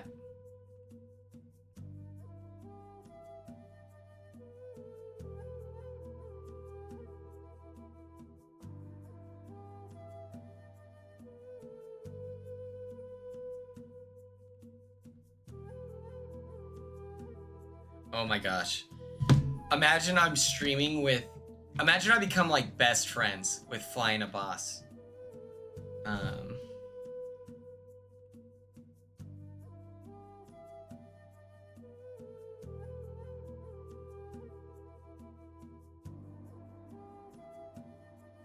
That's so crazy. They're, like, famous.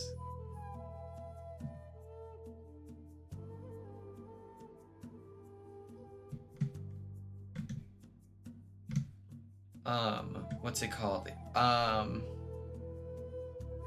When it comes to like I know that we're gonna, oh my goodness. Like I know that we're gonna bury them and stuff like that. So that's gonna be a whole thing.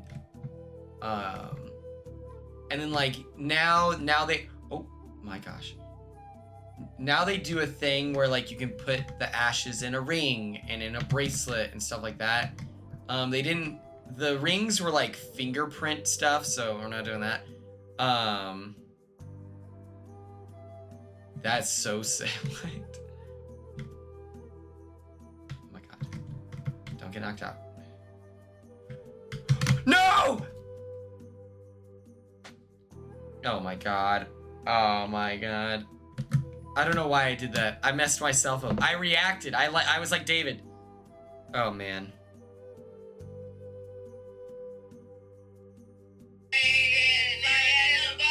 Quinn from the TV show. That's crazy.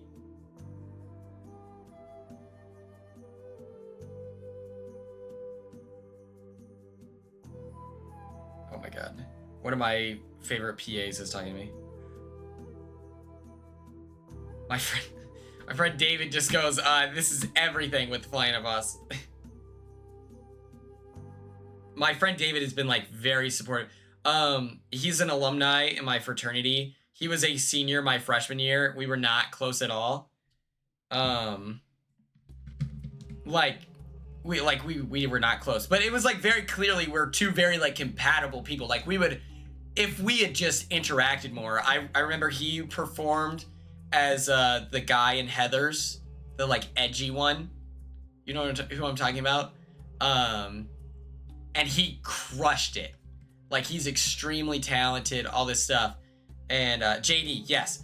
And I always tell him, I'm like, oh my god, you did such a good job. And it literally was like my freshman year of college. And so then now that we're like adults is like can I say something controversial? They're his middle finger? Wait, Heather, that's metal as hell. The JD guy, I didn't like him in the movie. I didn't like his performance. For some reason, it came off as very unlikable. Is that wrong? Am I incorrect on that opinion? The guy who plays JD is like, I don't know what it is. Like whenever my friend David played JD, I was like, this guy is like a cool whatever. Instead, he just didn't have the sauce. I don't know what it was. And people love his performance. Now, I watched it as a 19-year-old, so maybe I was just being edgy. So, like, maybe that's what it was. Oh, my God.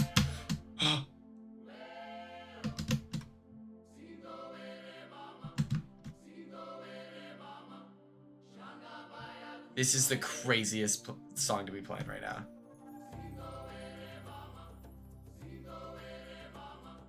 The musical takes some liberties. Okay. So that it's okay. Because in the movie, I was like, this guy blows.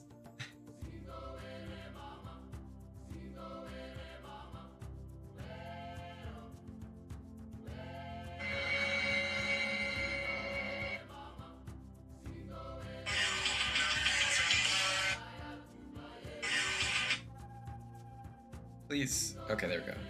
What the? No, brother, what?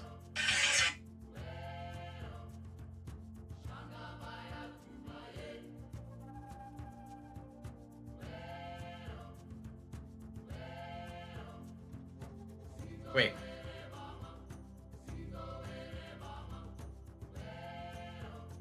Hold on, I'll read that here in a second. Sorry. Oh, I see. This guy's story was so confusing to me. Okay, what were you saying? I remember in early 2022, was my darkest phase because I was so lonely. I felt like I had no friends. I didn't grow up with many until school was about to start. Party and an affair in my hometown.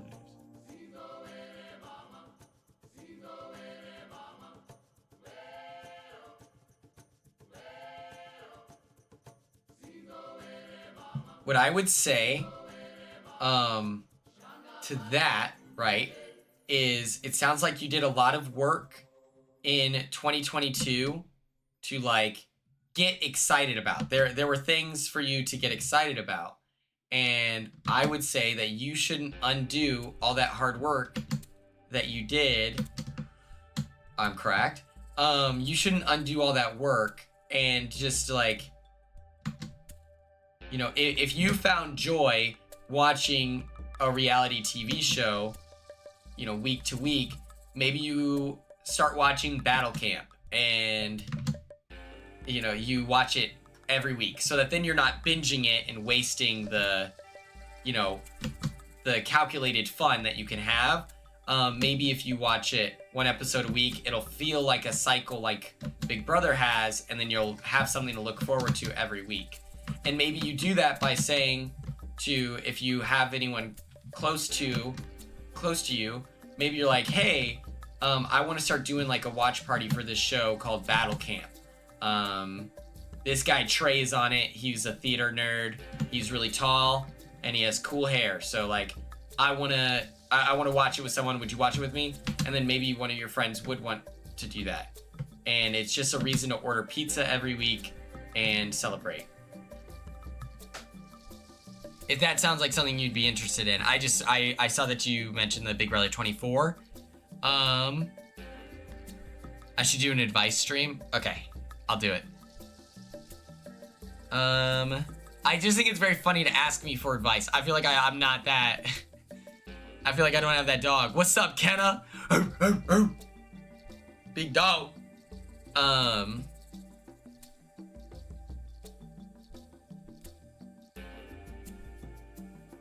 Thank you, K-Bear. I appreciate you saying that. You know, one of my really good friends, like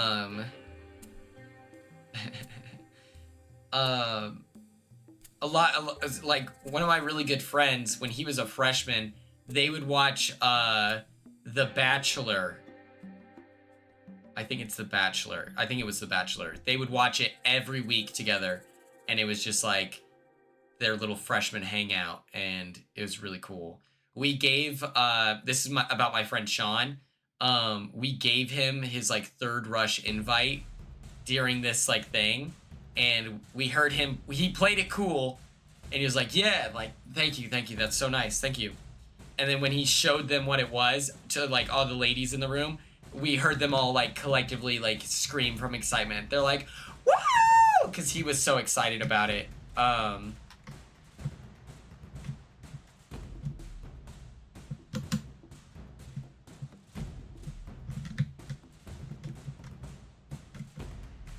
But yes, I think that if that sounds like something you would enjoy, Mr. Offbeat Zero, I think that you should definitely make an effort and try to watch like a reality show with your friends. Because then your friends might get into reality TV and you're like, oh, if you like this, you might like Big Brother, and then you're doing some networking for yourself. Oh my goodness, yes!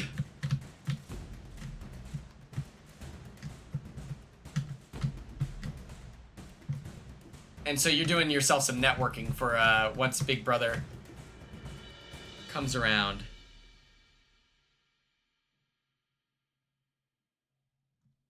This ain't Texas. Star, that's so exciting. Which song are you like begging for her to play? Like, what do you think will be your number one?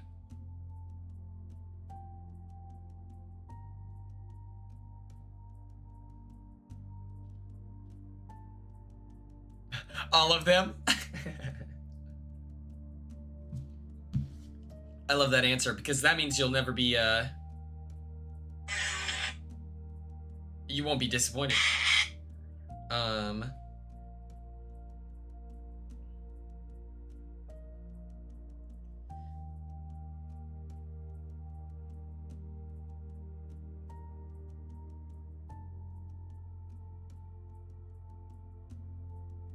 man. Okay.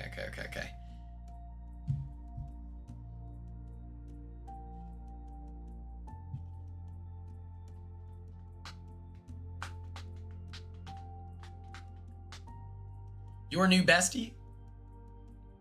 Oh, I'm eliminated. Oh. Picture you and I.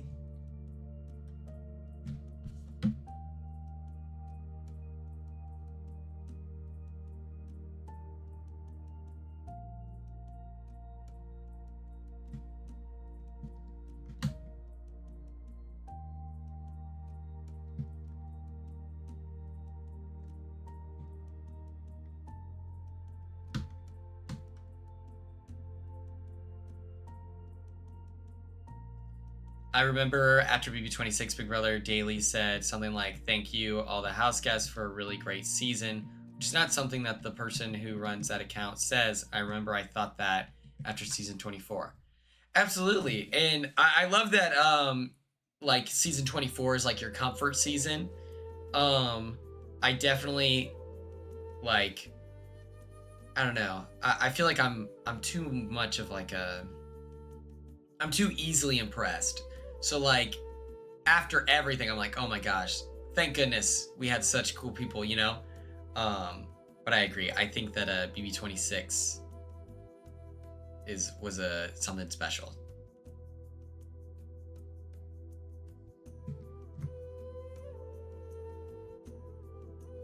I would make a document. That would be cool. I would definitely read it if you like posted it like on as like an online article, or if you just use it as a like as a personal journal. That works too.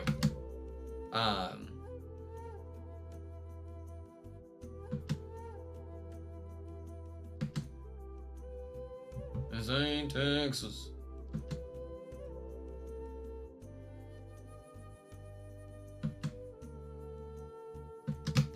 Oh my god.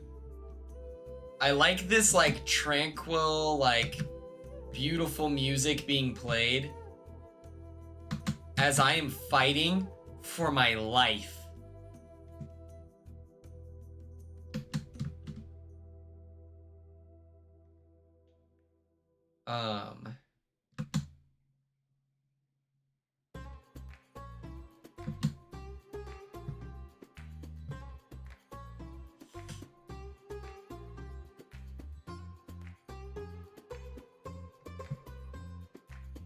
It's supposed to be jungle. Oh my god.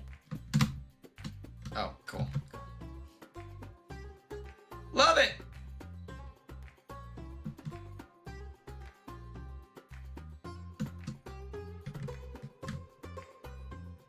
Hey, Mr. Gator, you killed us.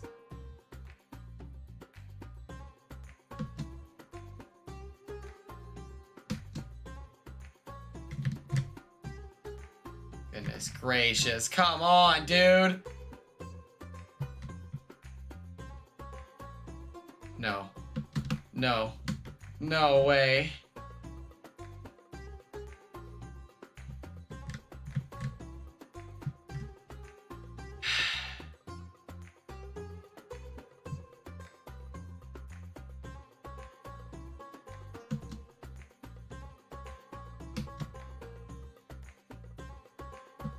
No, no, it didn't let me jump. No!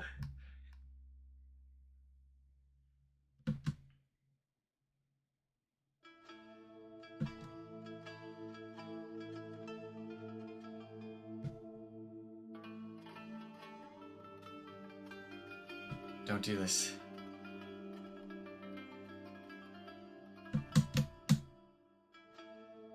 Oh my god. Oh my god. Please. Please. I gotta get there first. I gotta get there first! Yes! Oh, that's a good idea. Uh-oh. No. F4 again. I was the last person. Let the record show.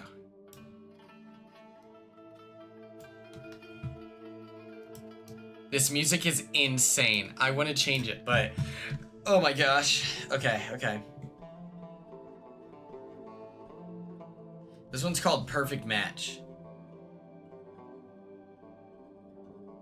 We have 2 minutes until the timer's up for the To Be Tuesday.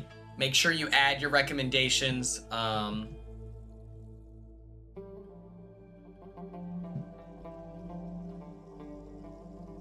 Also, who was it last night that came up with the idea for for TikTok Tuesday on a Thursday?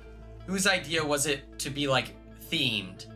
Because I was thinking about it. Was it Star? I feel like maybe it was Star. Oh shit, I don't remember.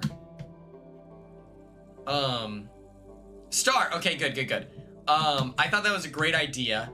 So my idea is for TikTok Tuesday on a Thursday, because To Be Tuesday is fun to say. TikTok Tuesday on a Thursday. Please send TikToks that you would like to see me, Corey, and America recreate.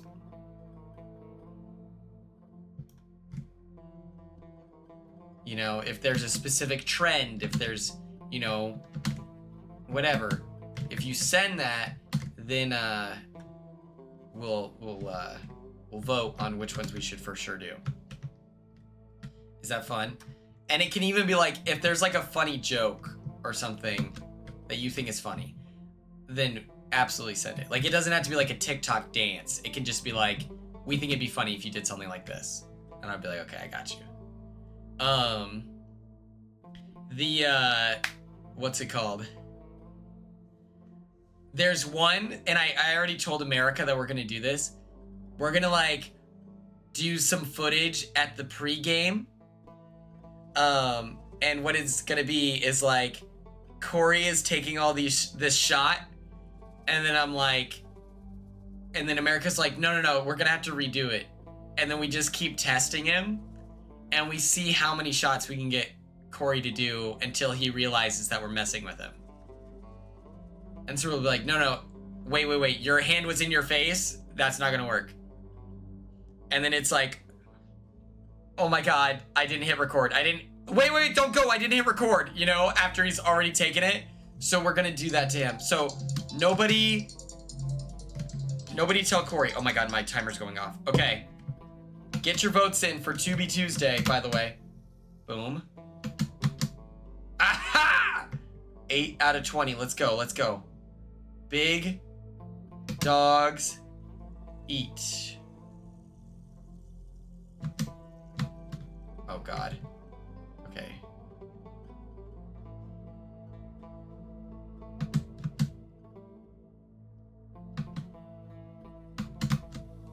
Oh my god.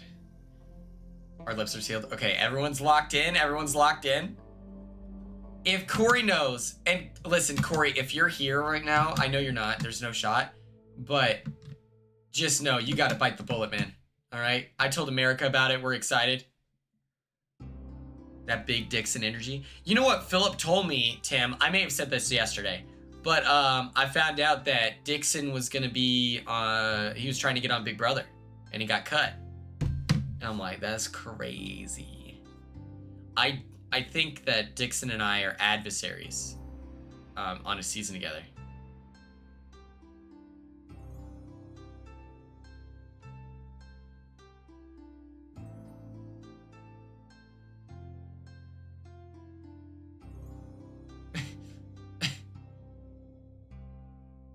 Bella, I just found your DM. I'll respond to you here.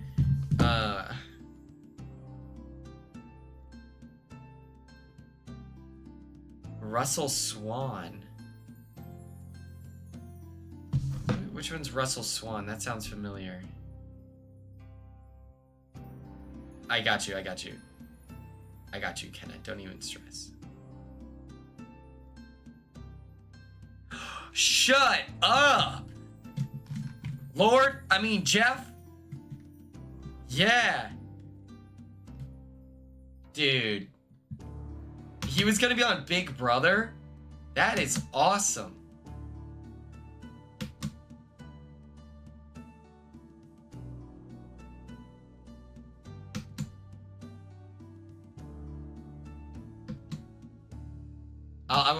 Damn it. I was reading chat. Fuck. No, I'll respond.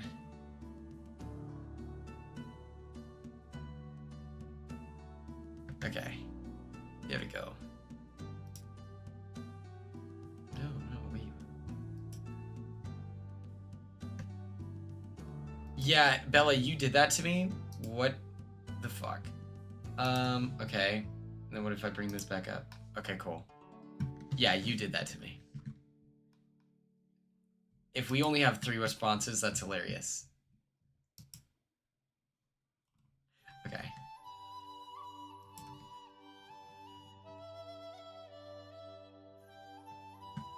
Oh, Kenna, this is the outfit. It's this hoodie that I have the matching shorts.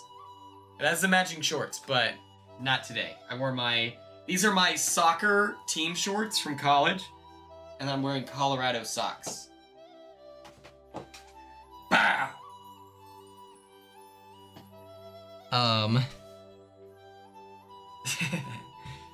Here we go.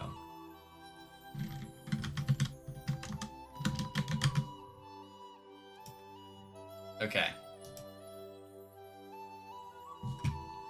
Here we go.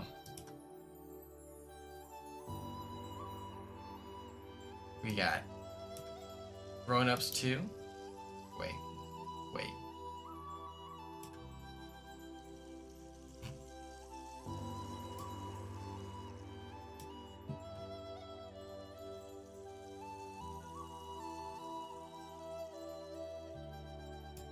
Wait, no way. Oh, I just did the wrong thing. Hold on.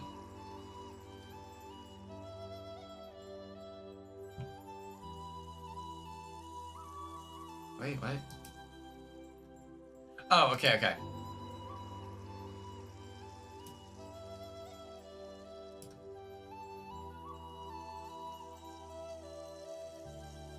Does that make sense?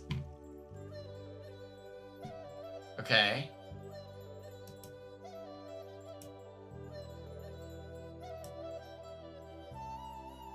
The interview, League of Their Own.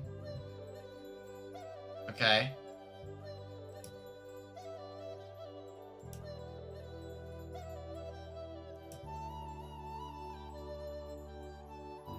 Okay. I don't know why I just got so confused. Okay.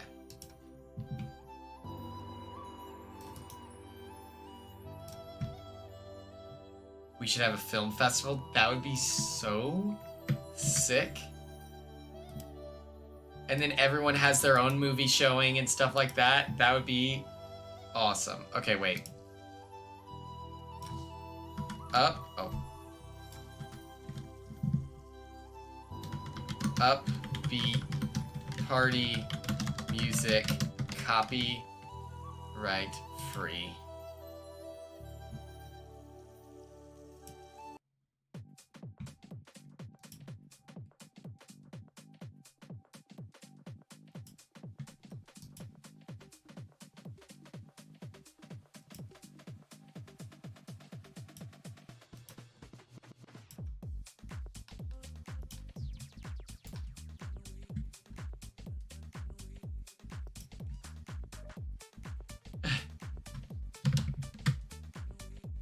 Okay, here we go.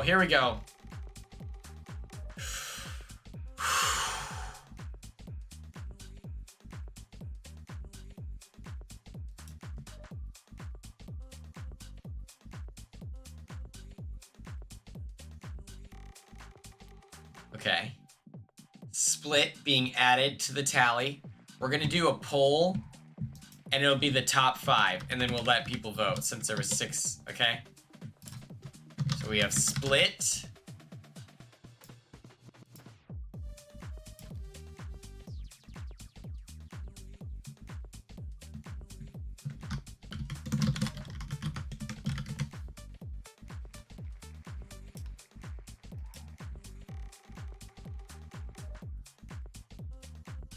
Is he a rat or is he a snake? Do we know?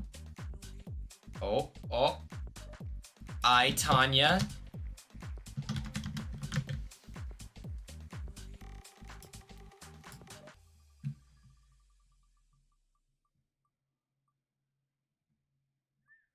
Ooh, flushed away.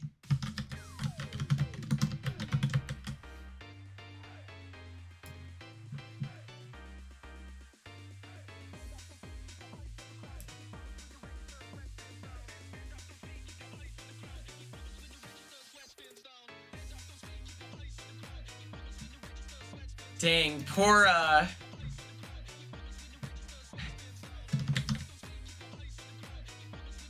Okay.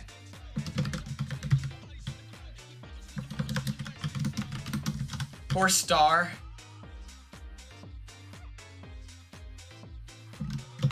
Okay. This is what we're gonna do. This is really smart, and I'm proud of myself, okay? This is really smart, okay? YouTube. Boom. That's right. Split, trailer. Okay. So we're gonna watch these. Grown Ups 2 didn't make the cut for the 6, or for the 5. Split fiction, LOL.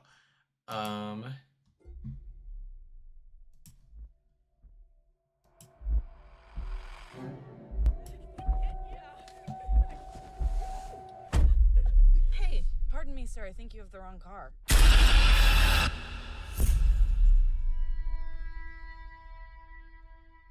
You've emailed for an appointment 2 days in a row. Tell me what's going on.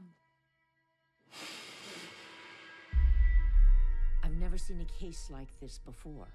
23 identities live in Kevin's body. Did something happen?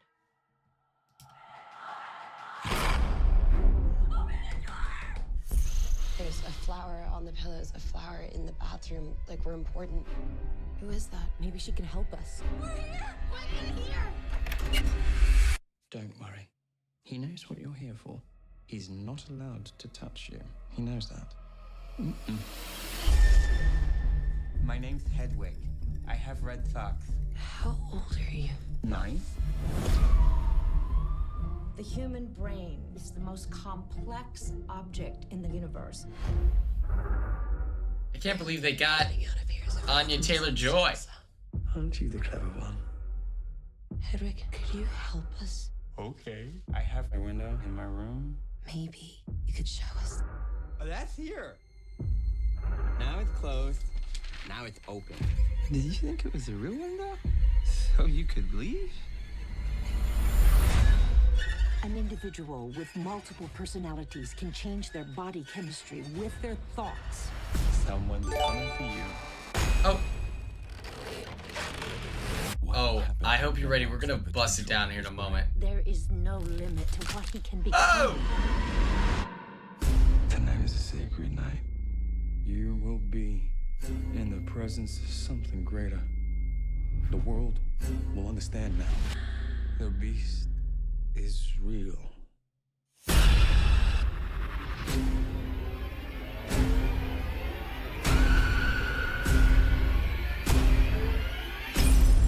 He's done awful things to people, and he'll do awful things to you. Oh my gosh.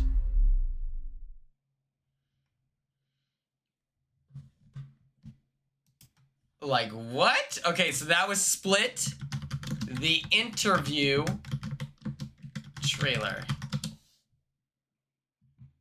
Okay. You know, people say that actors lie for a living, but This is living a lie. Okay, Rob, when you're ready. Get ready, camera 2. Oh, Jesus. Whoa. His head looks like somebody's taint. You barely look different. Thanks, man. Come on. We've been together for 1,000 episodes. Congratulations on 1,000 hours of being a massive sellout. What do you mean? Welcome to Flavortown, bitches. Keep ruining America. You're the worst. He's peanut butter and jealous. What is there to be jealous of? They hate us. That's me celebrating my 3rd episode with Americorey at Vita. Haters gonna hate, and ain'ters gonna Keep hate. ruining America. That is not an actual thing people say. Every night, millions of people watch our show. I just want to cover actual news, not Nicki Minaj's vagina flopping out at the Grammys. You don't like that brown sugar? Has nothing to do with brown sugar. Aaron, look at this. Kim Jong-un wants to do an interview with Dave Skylark? He's a fan. Look at him. If that ain't a real story, what is? Okay, let's do it. We're going to North Korea!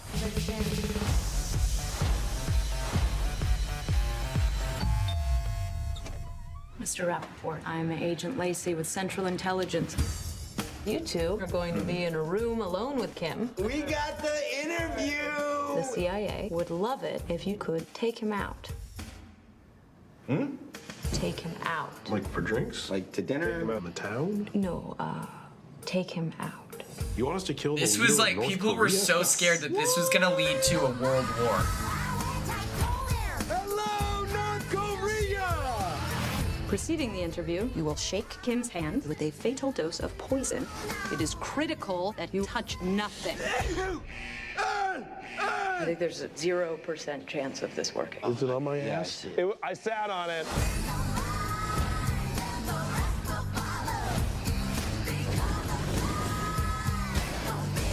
You have to secure the payload. What do I do with it? What do I do with it? There are people coming. Where do I hide it? This is the craziest thing I've ever seen in my life. Hide it in your butt. I don't want to stick it in my ass. You gotta put it in your butt right now. It's a little big. They are closing in on you. The package is secure. I don't think I could do that. I think I'd die. Yeah, they ended up like hacking Sony. Okay, Tanya, trailer.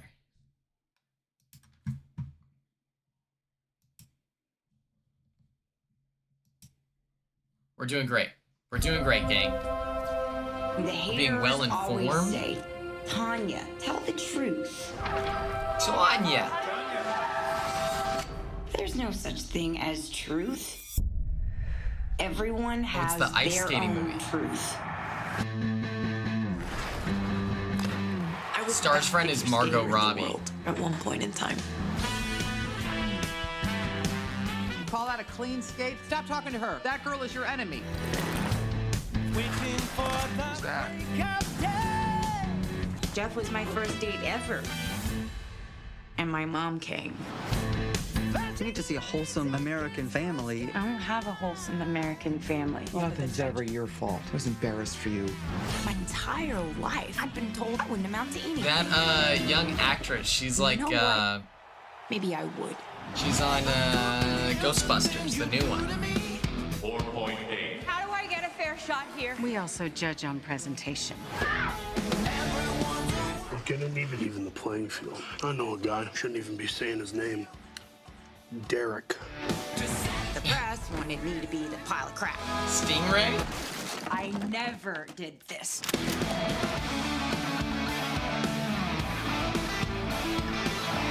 What is going on? We're with the FBI. They know something. What can you tell us about Tanya Harding? I don't know a Tony Harding. Aren't you her bodyguard? When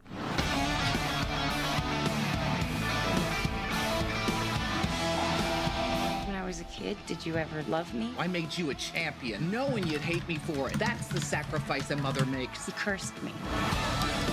America. They want someone to love, but they want someone to hate. I mean, come on. What kind of friggin' person bashes in their friend's knee? Who would do that to a friend? Hello? And you know what? I think Tanya's innocent.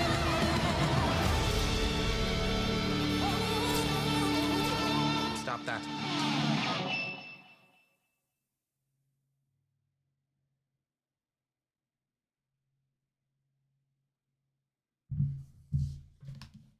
Okay. Okay. We got 2 more trailers here.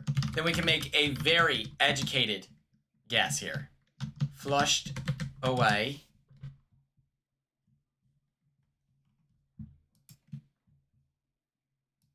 Experts say that 73% of household accidents happen in one particular room. Put it on the TV. Oh my God. We got a lot of stress here. We are in danger. Have you seen my dad? From the creators of Shrek and Madagascar comes the story of a pampered pet mouse. And his first time out of the house. What is this place? It's an amazing world right under our feet. It's a real city. But there's one thing I always wanted to live in this area. To get home. The captain of the Jammy Dodger might be able to help you. Now, Hello, I also want her he's pants. making a deal Your own hand. and getting involved Boss, we're back. with the wrong crowd. He's a madman. Run away. Run! Down here, he's being chased. You may now kiss the bride. Back home, Look at the size of that monster. he's being replaced. I will be the best pet ever. Rodents. And the mouse who's never been on his own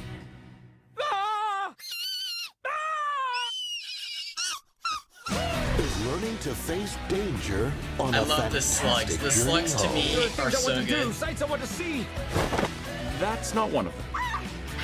Faster, you idiots! All right, boss. Keep your legs straight when you hit the water. I kept my legs straight, Spike. Oh. Flushed away. I think I could learn to like this place.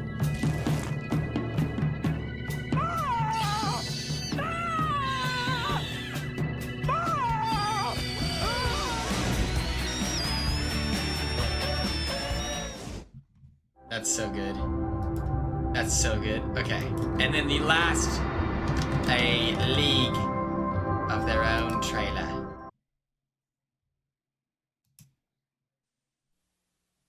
Oh. Official trailer. Okay, perfect. I'd like to lead you all in a little prayer.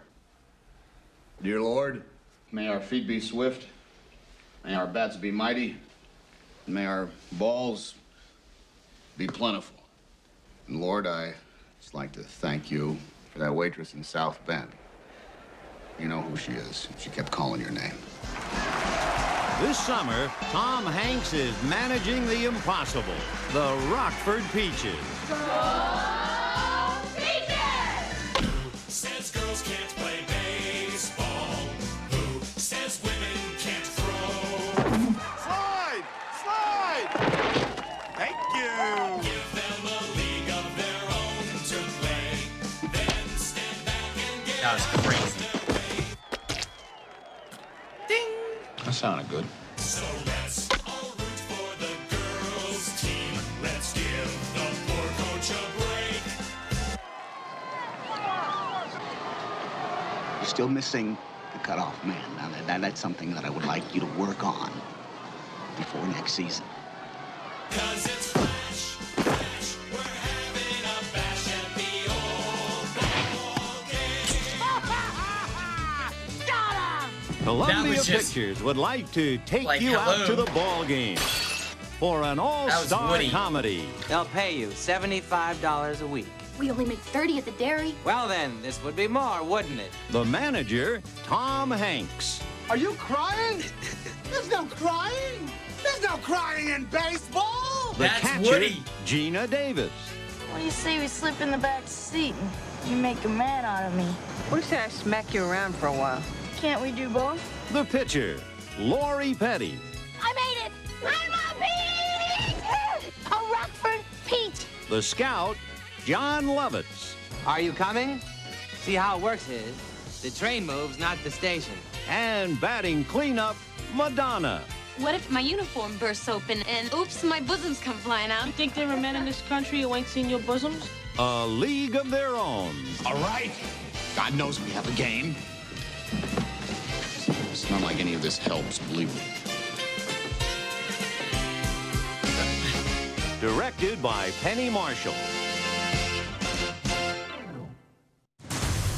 Boom. Okay, poll is live. You have 2 minutes. That's 120 seconds to make your decision. What movie are we watching for Tubi Tuesday? Oh, man. And then while we do that, we gotta hit him with a... Not full episode. That's crazy.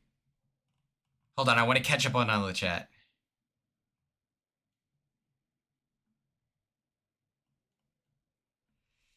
Oh, yes.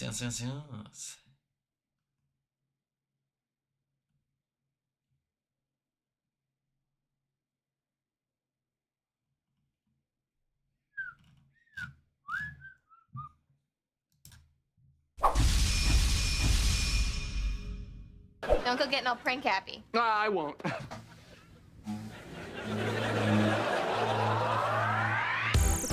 stop, you know we'll never give it up. People talk, but we just don't care. In this life, you know you gotta live it up. So everybody put your hands in the air. It's an all-night party that we're getting into. Wait, ice skate. And the joke is on you. It's a dream, it's a scene, and it's so brand new. You think you can't stop it, then the joke is on you. It's an all-night party that we're getting into. You think it's all over, then the joke is on you. It's a dream, it's a scene, and it's so brand new. You think you can't stop it, then the joke is on you. We did it again. We did it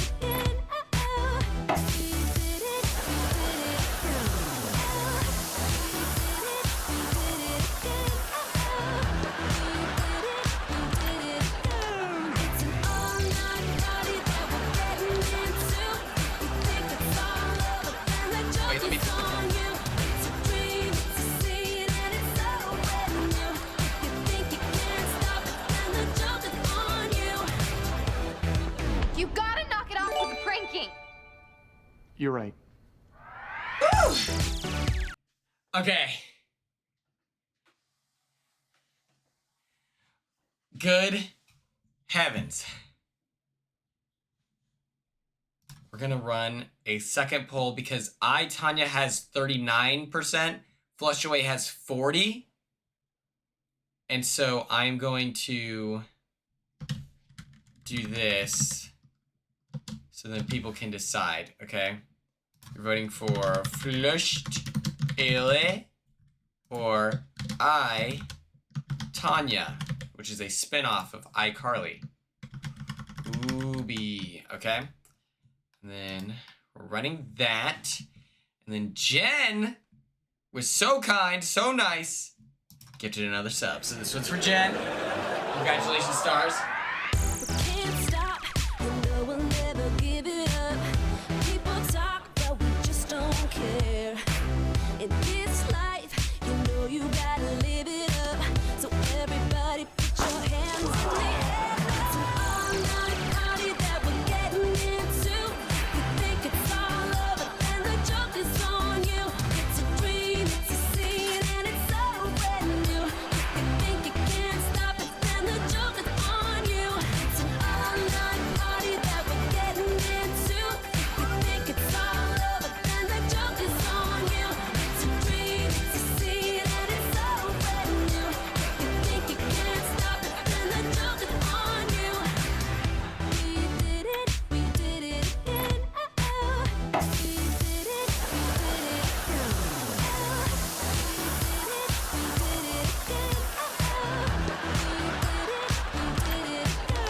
It's an all-night party that we're getting into. You think it's all over, then the joke is on you. It's a dream, it's a scene, and it's so brand new. You think you can't stop it, then the joke is on you. You gotta knock it off with the pranking. You're right.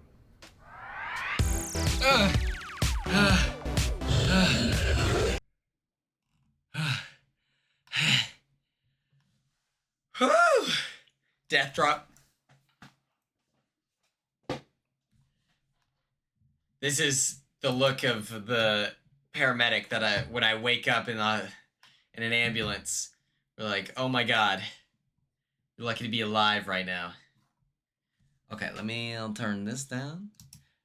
Oh my gosh. 5149. I, Tanya. Okay.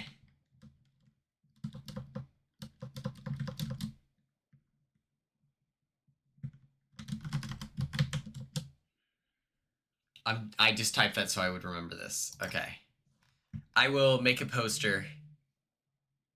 I love how passionate people were. That's what we're looking for. To Be Tuesday.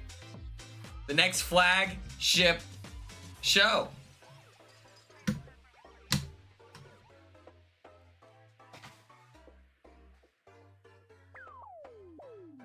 Played Chris. That's crazy. Which one's Chris? I'm gonna be keeping my eyes peeled. That's insane.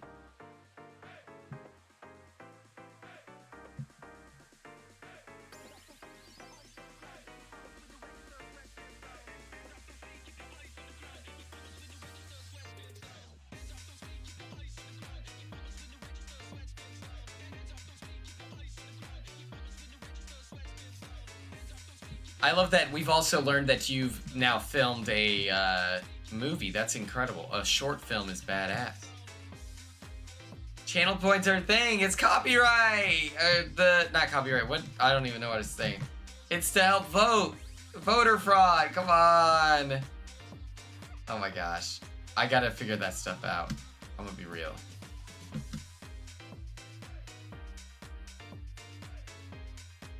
I got you.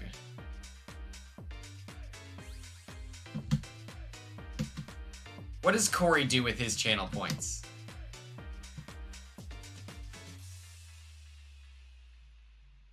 I'll just steal his idea and say it's my own. It's kind of genius. Predictions. Yeah, I have no idea what the prediction is. Like...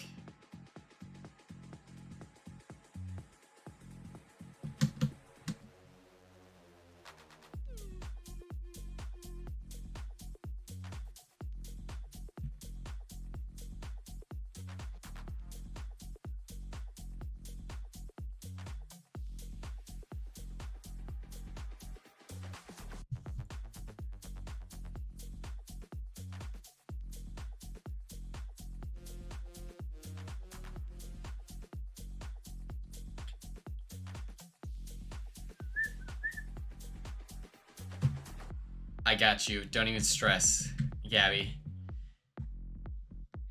Oh, Mario.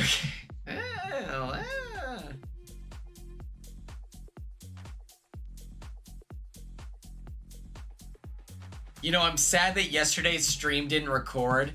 I thought the TikTok of where they're bowling, and I was like, Corey's the greatest, top 5 bowler of all time. And then someone was like, Poor America. I was like, Poor America? She's dating one of the greatest bowlers of all time. 1, 2, 3 bananas, 1 pear. Okay, I got you. I'll freeze.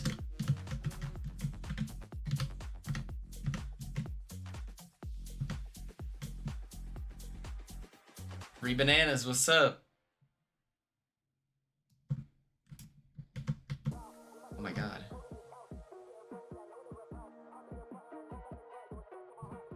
Oh yes.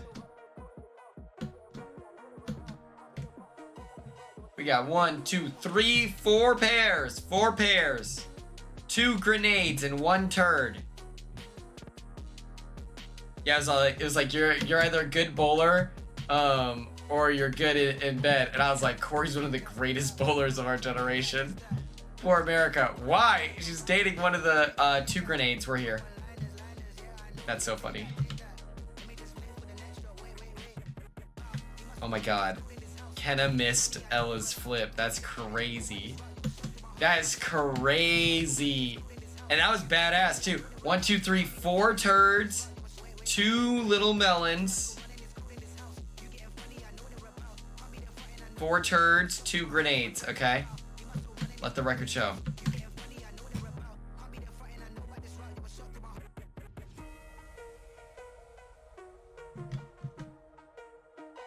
Zero bananas. Oh my god.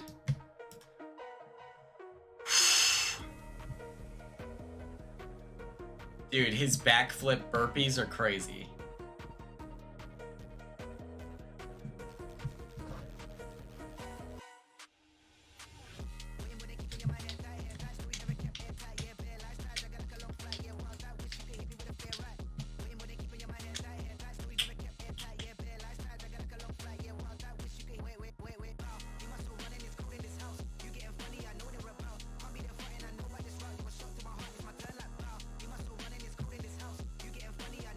Offbeat Zero, if you're here, let me know if you do the battle. I am a terrible bowler. That's just true. One thing about me. Offbeat Zero, I do hope that you find something to help give your days a little bit more purpose.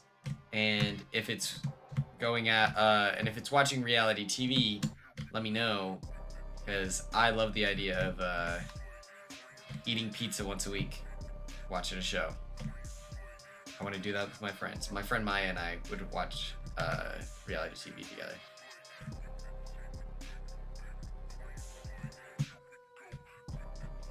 Okay, 2 people eliminated. Come on.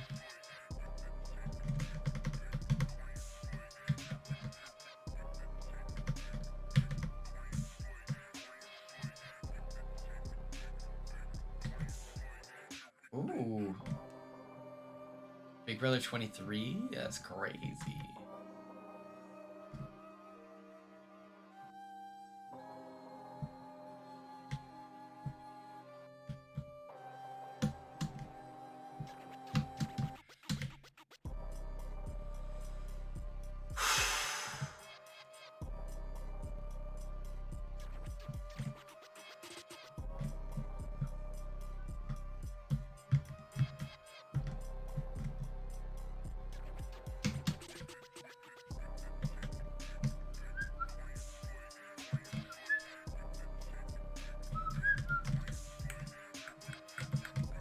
Oh my god. This is like the least fun one. I'll be honest, this one is just kind of like, I don't know, it just doesn't do it for me. It's just, this one's not for me.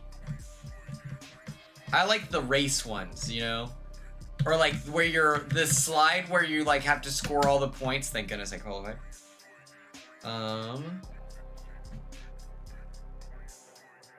If you send the link to your tweet, Ella, we'll put it on the big screen.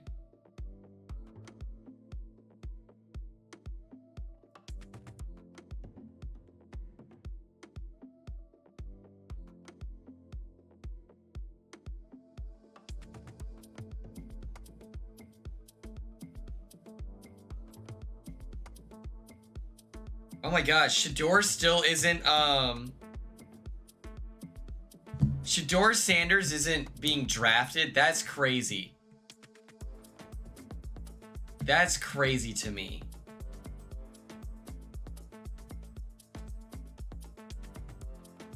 Like,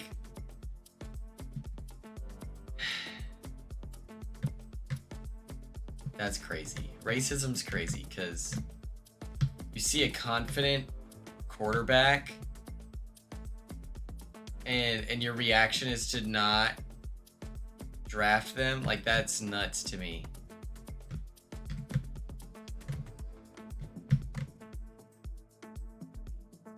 That's so annoying, dude. They'll take the most degenerate, like, I'm ready to click on this link, Ella. I hope you know. I do love breakfast food. My dad's like favorite thing to cook is breakfast food.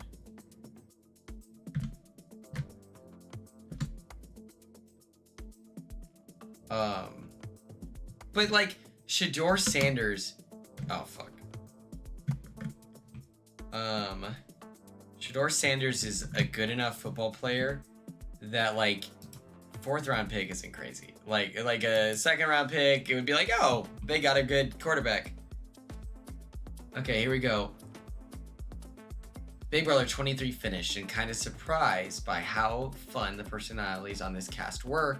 I have plenty of positives to say about even the lower tiered house guests had a good time. Okay? Okay. Nobody likes him or his dad's attitude. But like, why don't they like him? You know, he seems like a pretty, like, even though he has like, you know, he wears the watch and stuff like that. You know, he wears his big watch and stuff like that. He still seems pretty humble and like open to the idea of improving as an athlete. That's crazy to me. Okay. Certified cutie patootie is Hannah Chata. Wow, Ella likes these two. How shocking. Claire and DX. And they're together now. Out of nowhere. It's beautiful. Respect, respect. Xavier and Tiffany. Land Travis. And look at that, Christian. Sure, I like y'all. And then we have Azza. We have Sarah Beth. We have Alyssa. We have Brittany and Whitney. C. Christian. And then it's Travis. Good TV. Also annoying. Big D, Kyland, and Frenchie. And then Loser, and it was pointing directly at Brent. That's so crazy. He really did not respect women. Like, that's crazy. To wait until you're on like national television to announce to the world that you're just like, you're like, hey, don't like the ladies. That's crazy. Okay, I have to go pee, but I'll be right back. While I'm gone, Tim, you're in charge, okay? You gotta step up.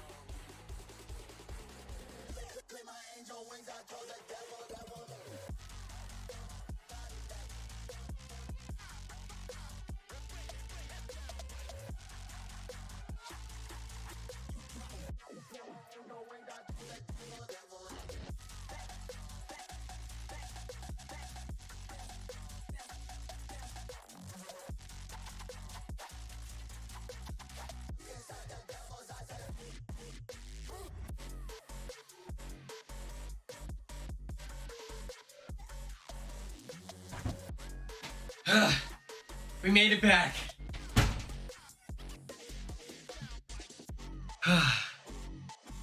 How is everyone doing here?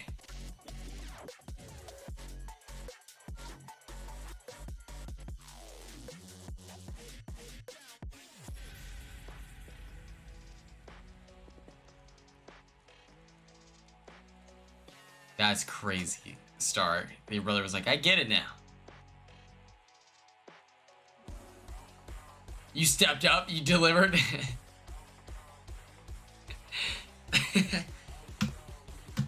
Thank goodness.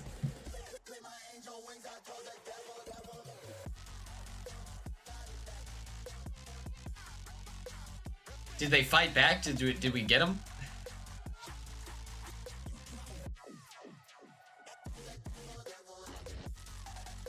I can't believe Shador's not getting drafted. This is so stupid.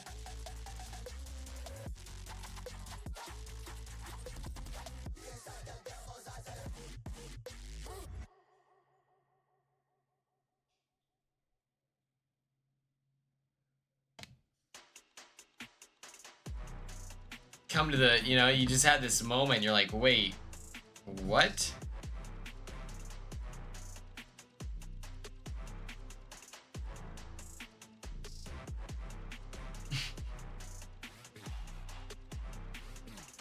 Okay.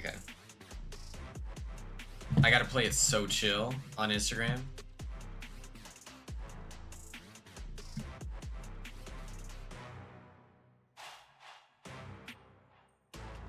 It's like crazy that you should treat people well. I don't know. I don't know. You're like, excuse me, wait, what? That wasn't the default? Oh.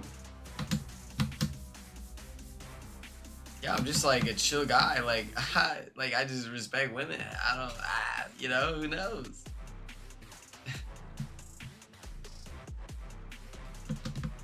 Okay. Okay. No. Okay. Everyone lock in. Everyone focus up. Oh, shit. Oh, shit.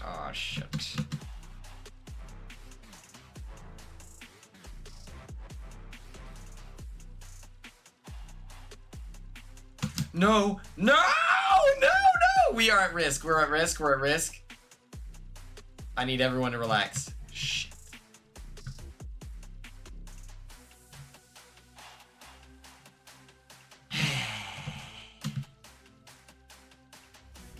I know, Star, I know.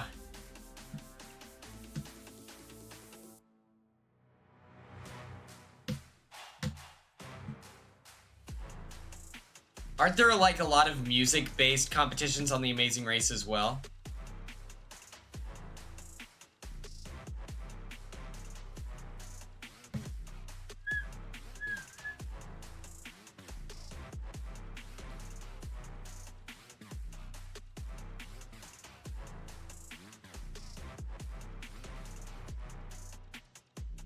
Ooh.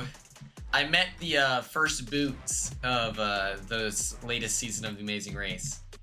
What are their names? Oh god.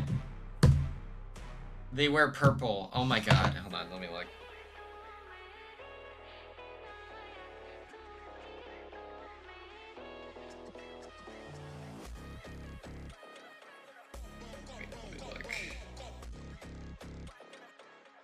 Lauren and Jackie, yes. You know, quick question for my social media influencers. Social media demons. Do we think, oh shoot. Is my like Instagram engagement about to go like sicko mode, like because what's their bucket posted me on their story, flying a boss, like am I about to like have to get my influencer media stuff going crazy mode just to capitalize on this? Oh my god, I'm actually insane.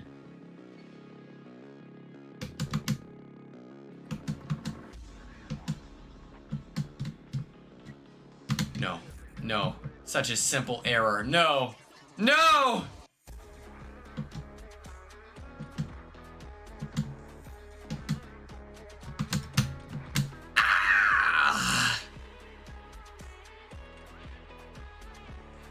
So you know how you have like X amount of views in the last 30 days. I'm at 416,000 views in the last 30 days. I'm wondering, since I was on since they posted me, am I now gonna have like 1 million? Offbeat Zero, I did forget. And now we're locked in.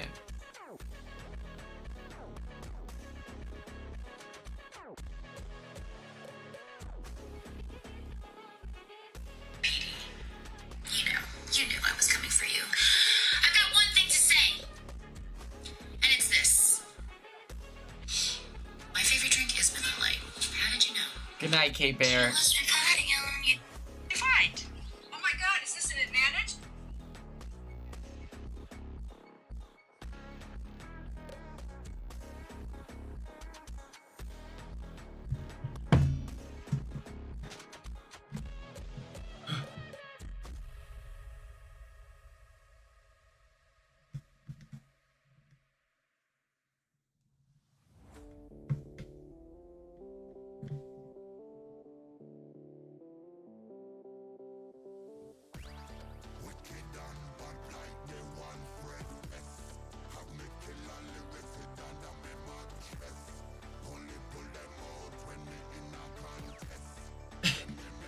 The music's crazy. Okay, where's everyone going for these oranges? Let's play aggressive.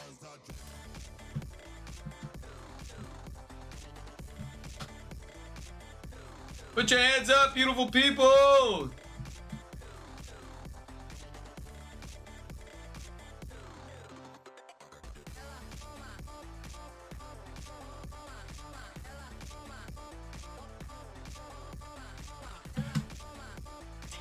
I was fucking around too much. That's my bad. That's my bad.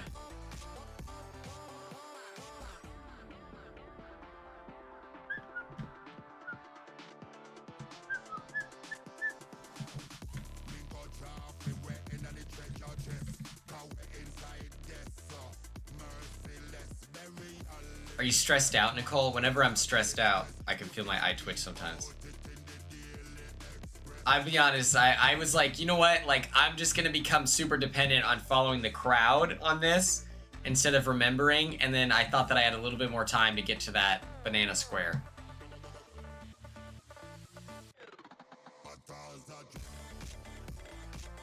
I kind of want Taco Bell tonight.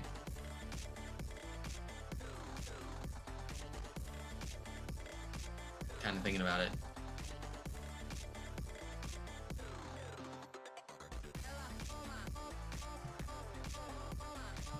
Oh.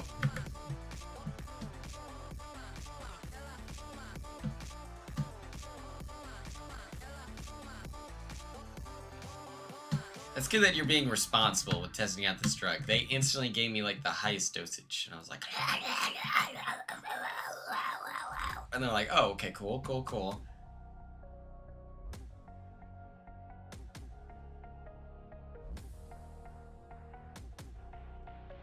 DoorDash? Oh, wait till they hear about this. I'm snitching on Fall Guys. I'm trying to get that DoorDash sponsorship, I'm sure you understand.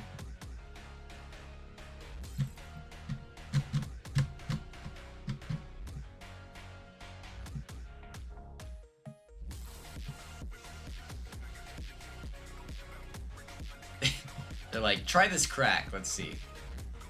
Cole's like, this is nothing.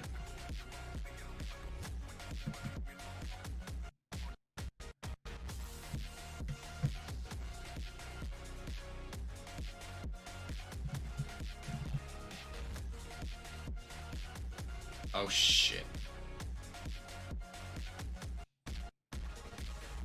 That was kind of the worst thing that could have happened to me. Like, that's up there. That's... Oh my god, please, please, please. Oh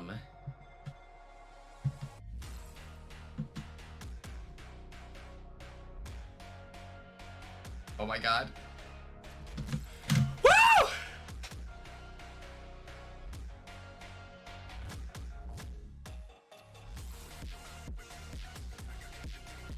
Is this party music? Would you, if you heard this at the party?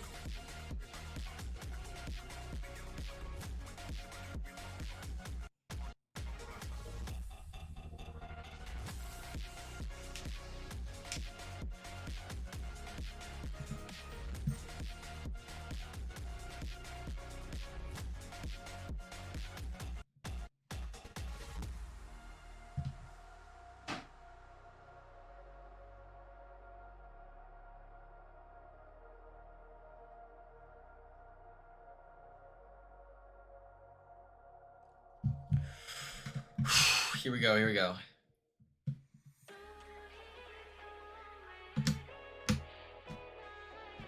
I was about to crash out.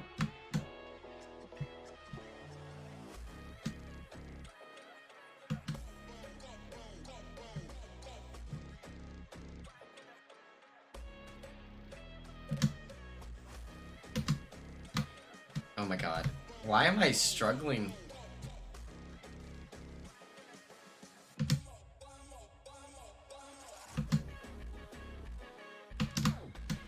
Yup. No. I got you. Yeah, I'll move the face game.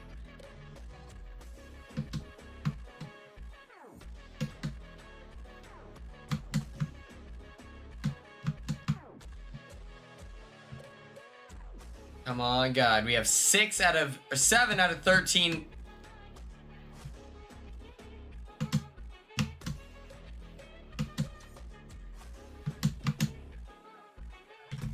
Qualified. Okay.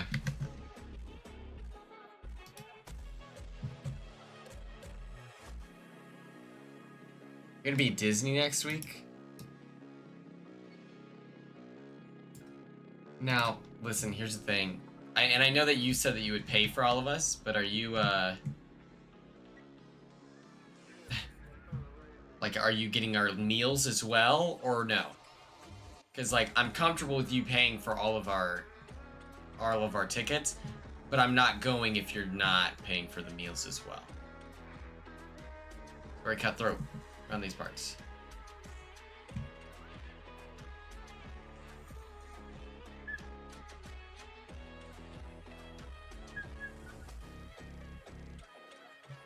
Yeah, I finished in the top 50. It's like, whatever, you know. I finished in the top 50 of Big Brother as well, so it's like...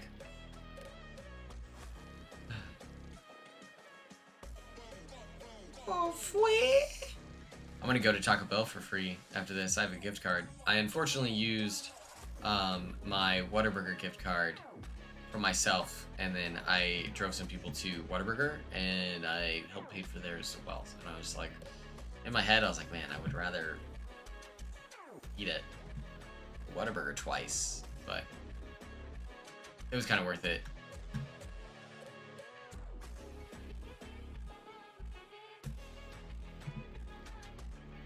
It's like I'm definitely top 50 best like Big Brother 26 player. Like absolutely.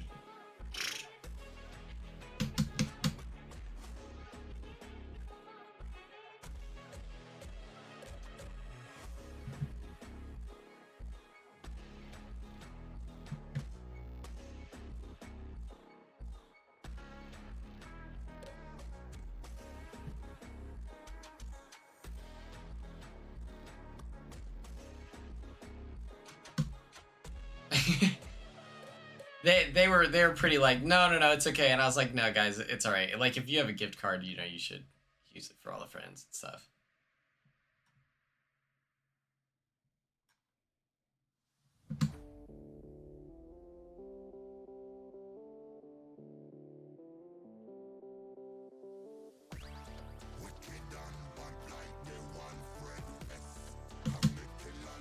Yeah, I'm gonna have to change playlists. This is crazy.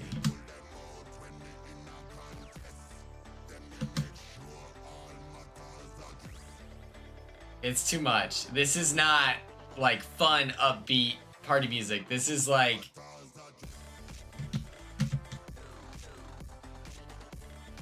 I'm definitely rich and friends. And Nicole, you have offered to pay for all of us. That's really cool. And I appreciate you covering our flights as well. Qualified.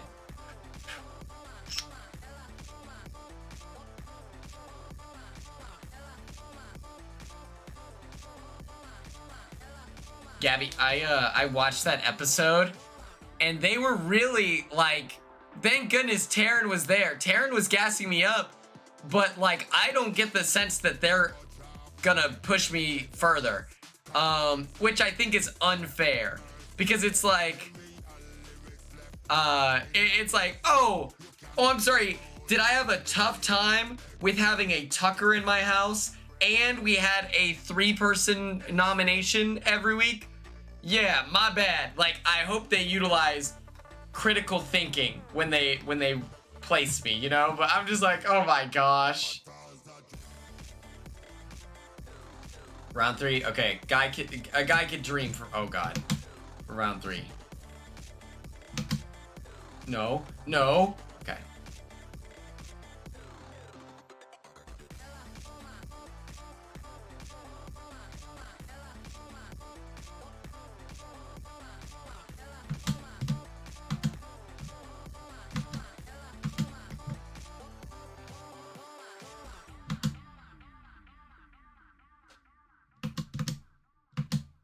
Oh my god. Hey, Sonic, maybe get out of my face. Have we considered this as like an option, maybe? I don't know.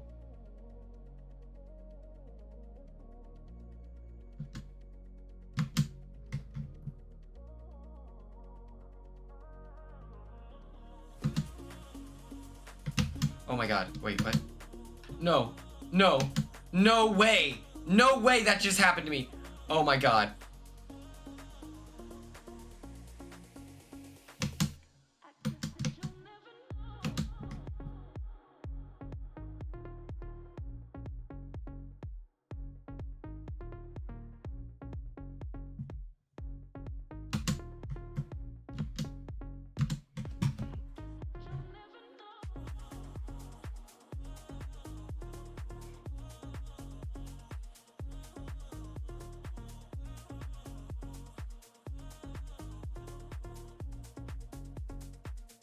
Hi, Cameron. How are you?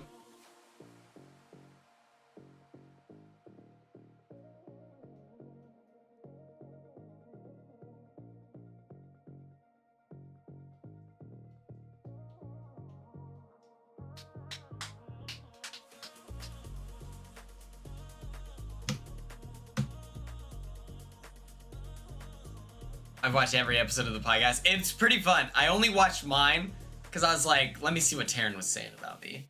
But Taryn was really positive, and I was like, that's my guy. But I think it's because he had the full season to be like, okay, you know what? And Taryn was being really nice. He was like, Quinn's innate ability to be so charming. I was like, woo!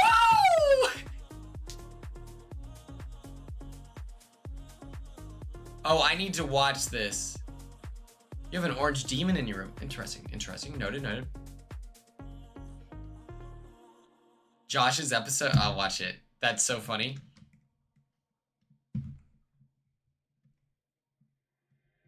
I really like Josh. I want to be his friend. Like, and I don't know how to be like chill about it, you know? Yes, I talked about RHAP too much. I just thought it was fun. And then it kept coming up. And to me, like Chemo is a super fan that does not tune in to like RHAP. So like there's levels to being a super fan. Angela doesn't watch RHAP like that, you know? And so to me, I was like, oh, this is like a good way of identifying, are you a fan of the show or are you a student of the game? Bars. And that was how I knew, you know? Like when Brooklyn told me that she tunes into RHAP every week, I was like, okay. She's analyzing stuff, you know?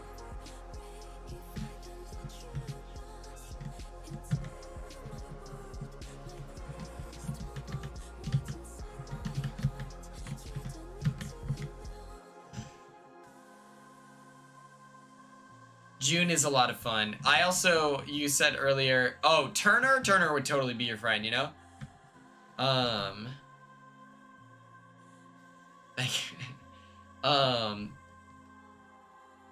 it's a cat.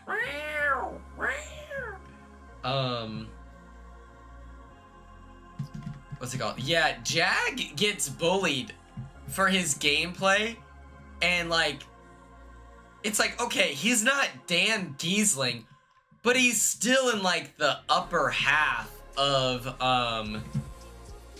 like Big Brother players, right?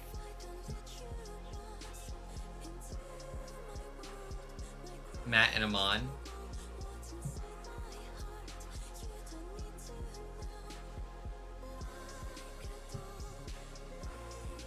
I also feel like, you know, if you're a super fan, I just feel like you're so much more conscious of trying to play a game versus if you're just like a, if you're just like a guy that enters the house, your job is to just not be like, all you're thinking about is, yeah, I'm just gonna not be like annoying. Because they don't care. Like, they're not dedicated, yeah, that's another thing. Like, if you're just a dude, I can't let that slide because my mouse is being held hostage and Kate's not here to greenlight it. I'm so sorry. You're being silenced. Okay, watermelons. Uh-huh.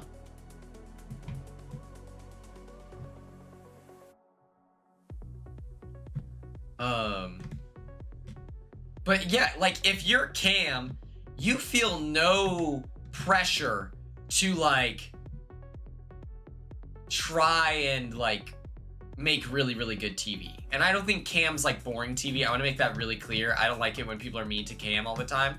Oh, okay. Is it this one, guys? Okay, cool.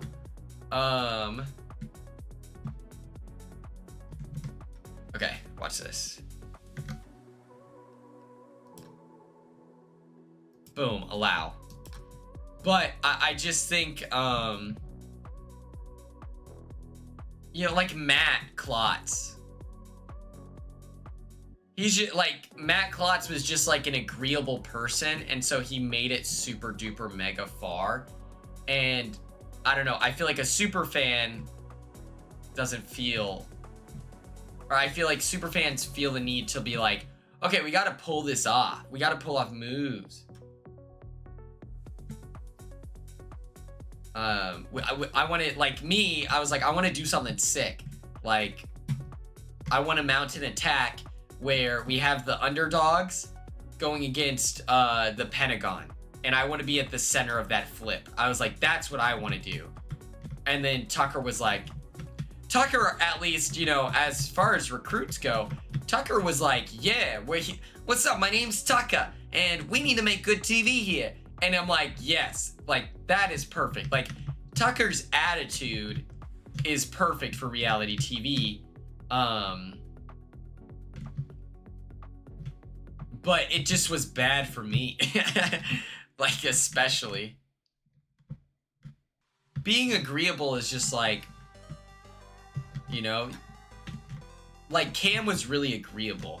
He still got targeted for some reason, which is really funny. But I feel like one of the best things you can do in Big Brother is nothing. Like, if you're not talking game, you can never get caught talking game, right? Like, oh, I wanted to talk about this in my analysis of Survivor 48. Star was walking up to everyone and asking them, like, she was asking them, like, what does the final three look like for you? And it's so funny. Exactly, Star. And it's so funny because I was like, this is like the difference between me and like a Survivor player. If someone asked me like, who are you seeing in the final three? I am 1,000,000,000% going to say, well, like, I really want it to be like you, me, like you and me for sure. And then like the third person, I feel like we need to find like a trio. Like, we got to figure this out. You know? Like, who do you think we should bring? Like, I've been struggling. Like, I know that we're cool. But it's just like that third piece has me really stressed out, and I don't know where to go in that situation. Like, I would just lie, but every single person she talked to, I don't know, I can't remember if this was behind the scenes or not, or like was this a deleted scene or was this in the episode? Does anyone know what I'm talking about? But they were all like, so hell-bent on not saying their opinion of who they want in the final 3, and she was clocking them for that. She was like, yeah, when I ask Joe, who do you see? And then he says, I don't know, I haven't been thinking that far. She's like, yes, you have, and you failed the test. Like, I just think that that's so funny. That's real.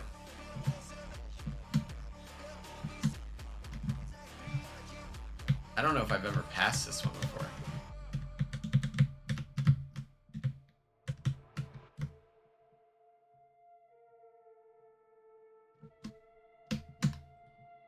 Oh, thank God.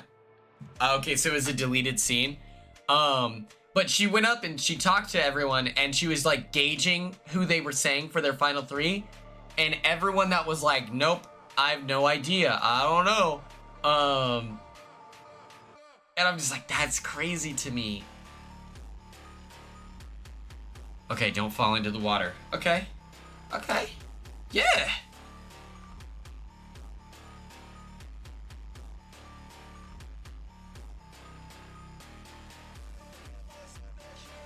Oh, that'd be cool.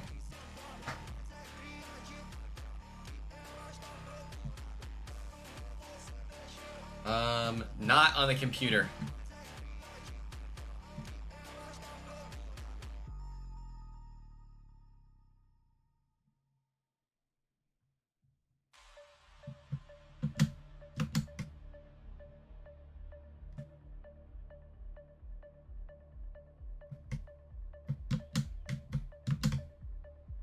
What the f-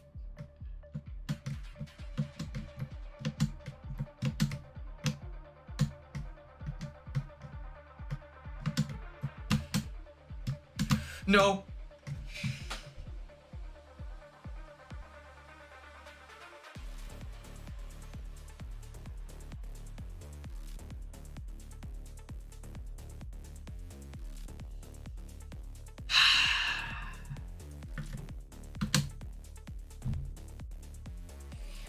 That one was hard.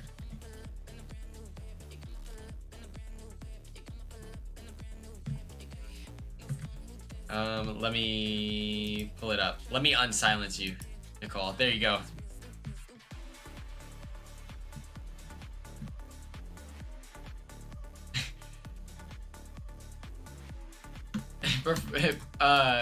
Permitted the term ass mofos. The name of my band.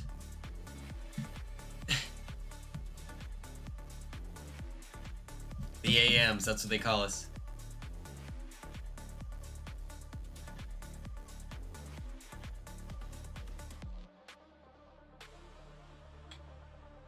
Oh my God, Kenna, why did you do this to me? Now I gotta. Okay, there we go.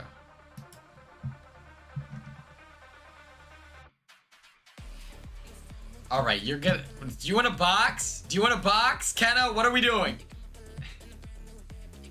Why are you doing this to me? Not you too, Ella. Oh my God.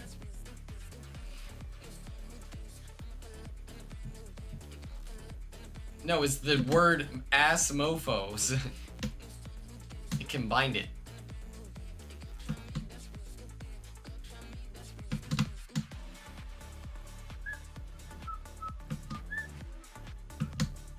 Oh my, ain't no fucking way.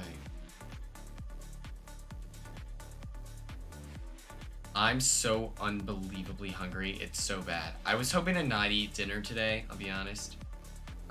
I went on a really nice walk and I was like, man, I'm gonna be super fit and I'm gonna, you know, start working out, get ripped. And it did not happen. I'm definitely gonna get Taco Bell after this.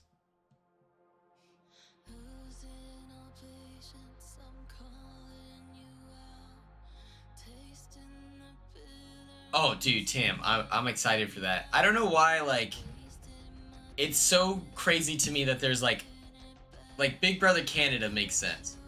Amazing Race Canada.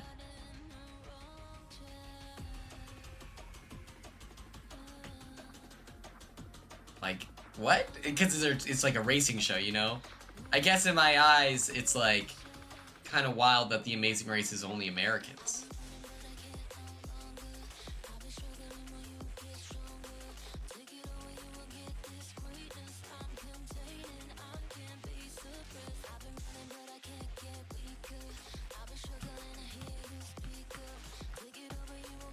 What season was it? Season 21 when Ica interviewed the Big Brother players before they went in the house.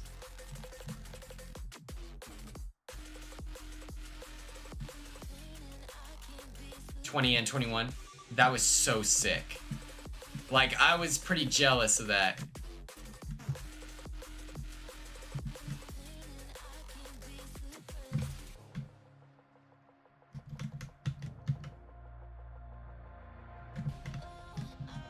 But I loved that because I was like, that is a fun way to incorporate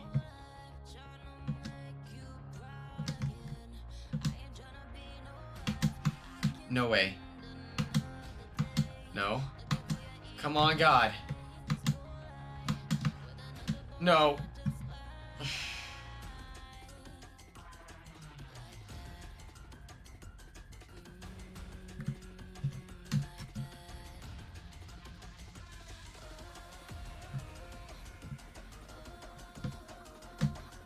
Jack, it's crazy that Jack just like blows ass as a person. You know?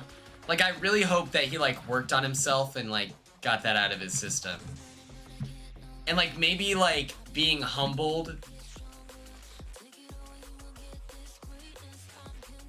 Oh yeah, I hate like, you know?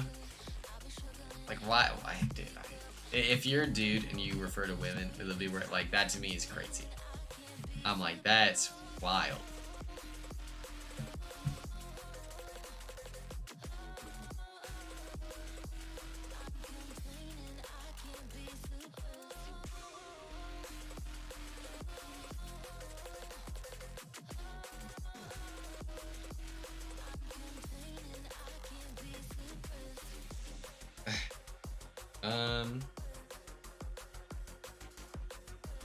Wait, what the fuck?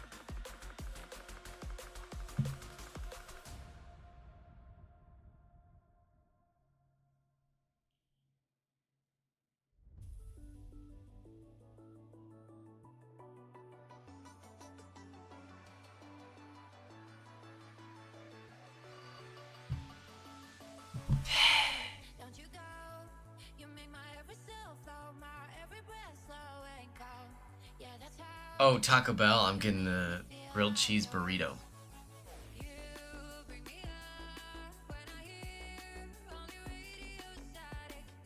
Also, it's like, you're that mad about a letter from home? Cry me a river.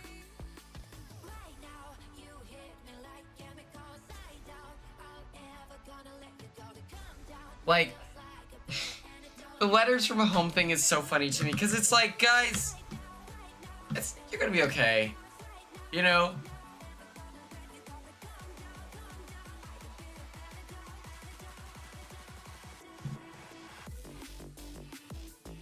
I think, here's the thing. I would be like mad with the house. I'd be in the diary room and I'd be like, I would make it abundantly clear. I don't necessarily care that Ica shredded all of the letters. What I care is that everyone's upset at not me. So I'm probably just gonna just hang out, you know?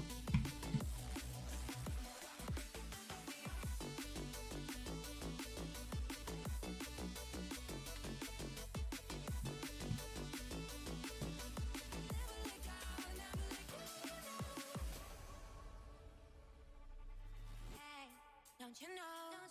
We all need someone to love me, someone to make it feel like home. You make me feel like home.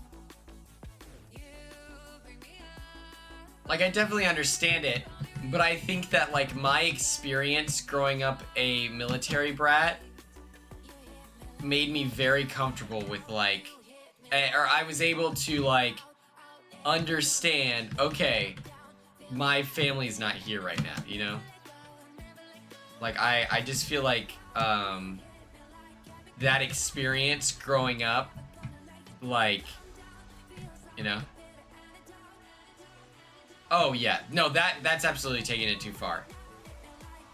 Yeah, that's why I was saying, I was like it always blew my mind. Like, it blew my mind. I can understand it, but I'm just always like, man, it'll be okay, guys. Like, you know, like I tried talking to Kenny about it, and I did this whole thing, and he was like, okay, yeah, but I still want to go, and I'm like, okay.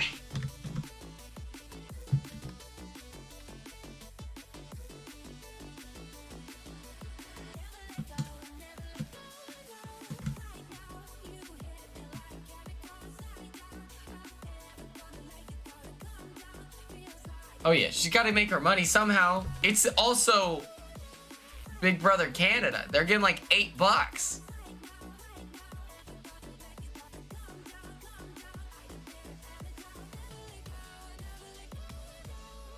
If it were Big Brother 26, you know, who would shred it? I would probably shred it. I can't remember. Did she know that they would know? Because I remember they had the live stream.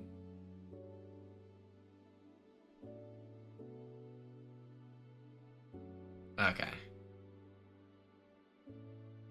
I'm telling you, if they ever had a chance to what's it called? Like, give money for something like that, like throwing a competition and stuff like that, I'm telling you right now, I would not give a fuck. Oh, hell yeah. How long is your walk from the train station? Is it like... Don't tell Corey, but I like his Big Brother 25 photo during the cast reveal and his memory wall. Ah, that's a good... What's the difference? Corey just looks so different, like, in his cast photo versus him, he just looks like he's a fucking kid, you know? Oh my god, I hate this one.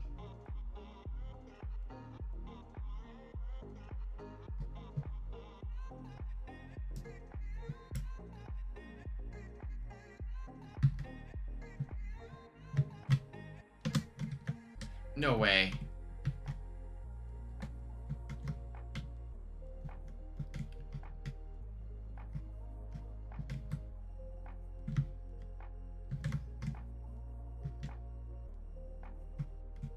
He's just a fucking kid.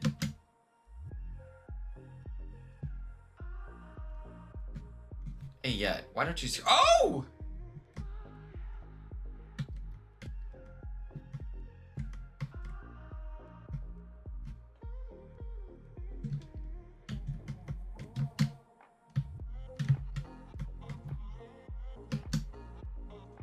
Fuck yeah.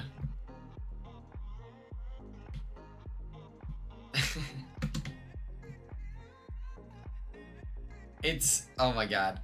That's such a nice compliment that they thought I was non-binary. I'm like, yes, I am a pretty guy.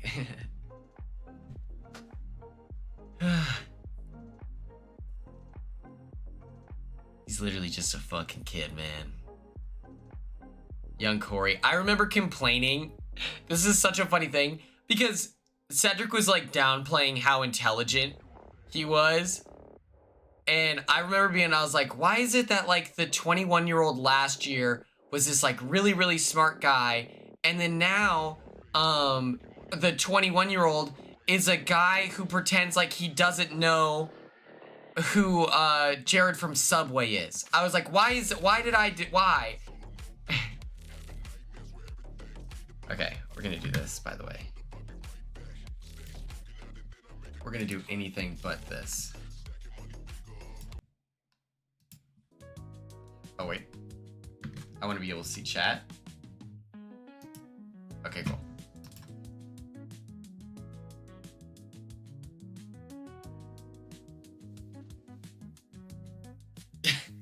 They're like, we know one thing. That is not a straight man. And it's just me going, reew, reew.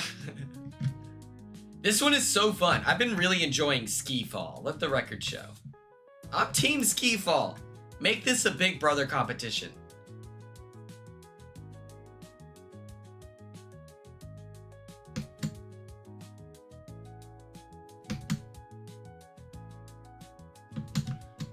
Boom.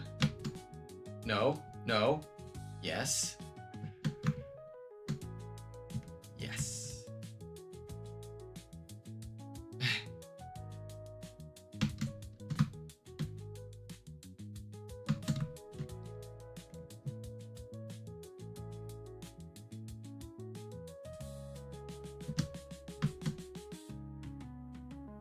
What's your veto power? Tell us about it. Fucker.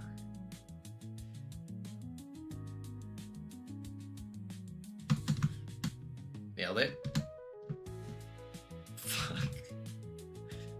The second I said I liked this competition, I got horrible at it. Oh my god!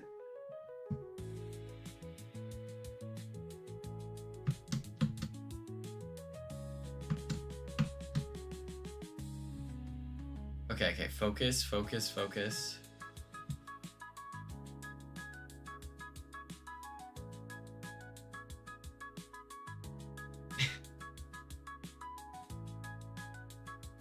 That's true. I wonder how that would work.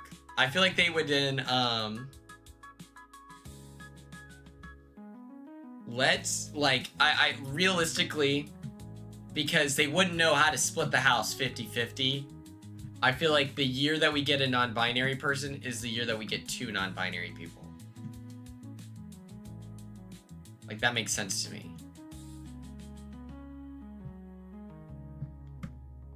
Because then it's like, you know, it's still like a gendered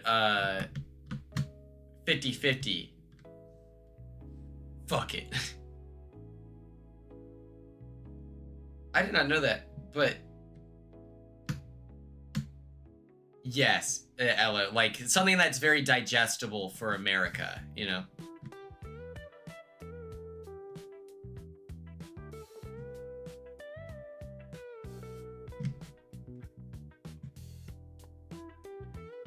You're definitely right, Ella. That's definitely what happened. It's gonna be me.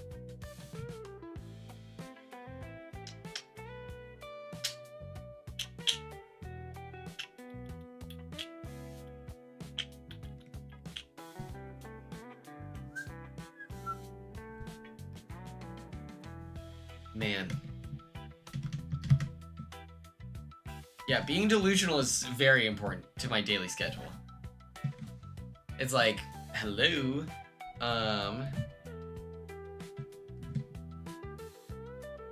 now that is very true, Star. If they did it now, oh my god, they'd be shaking. That like, oh my god, they'd be like, can you believe this? And it's just like, oh my god.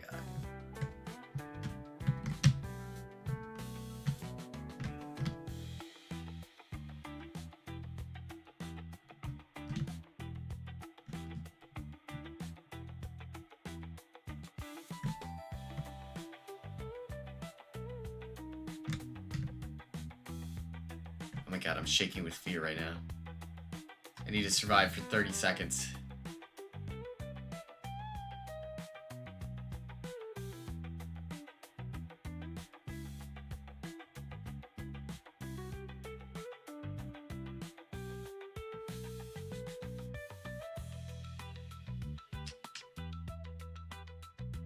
Dude, when people leak the cast, I think that's so disrespectful because here's the thing.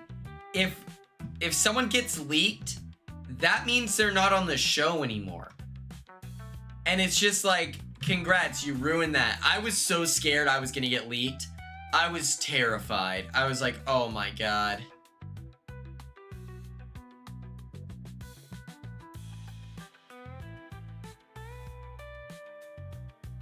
Like, I don't know who I thought was gonna say something, but I was just nervous.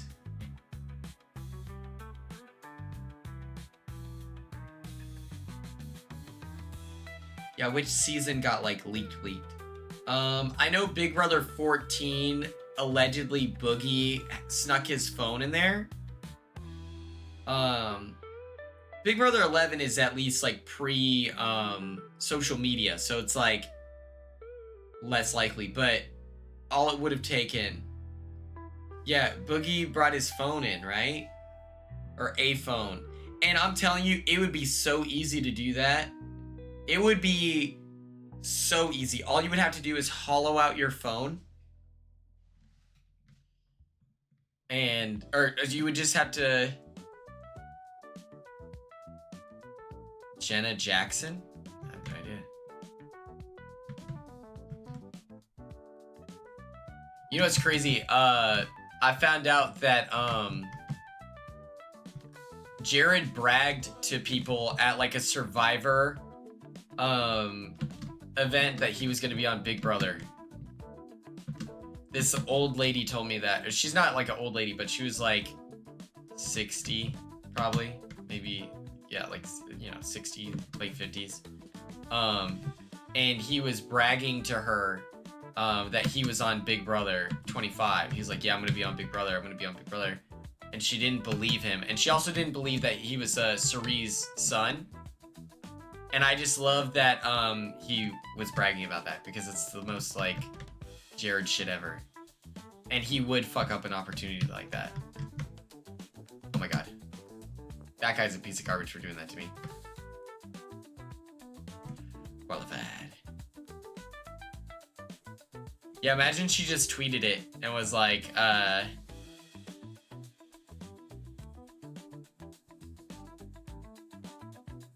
oh, I love that video. I watched that video in my car when I worked at a company called Builder Trend. And I watched it in my car, and I was late to back from lunch by 20 minutes because I got distracted. Watched it in my car at a Walmart parking lot.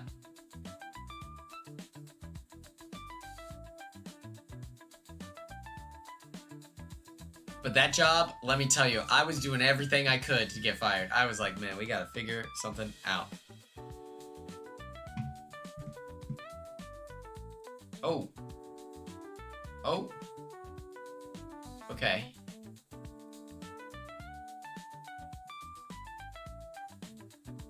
Everyone lock in. Here we go. This is my final game.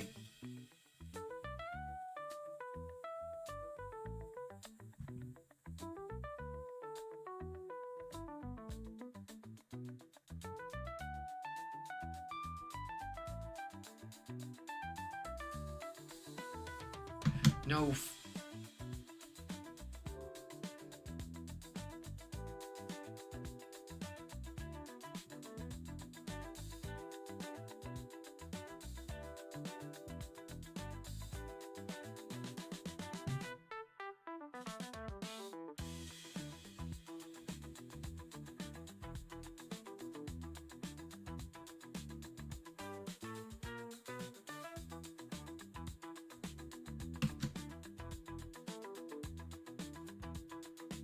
Oh my god.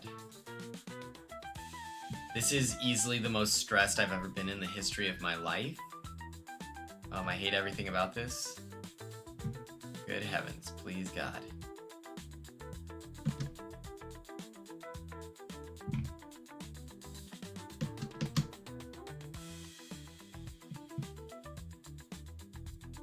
But how crazy is it to brag that you're on a show like Big Brother that is so easily like you could lose that in a second. At any given moment, they could have been like, nope, you're done, bro. But I guess if you know that your mommy is going to be on TV, like that your mom signed this like big contract, then I guess you're not too worried about it. Fuck.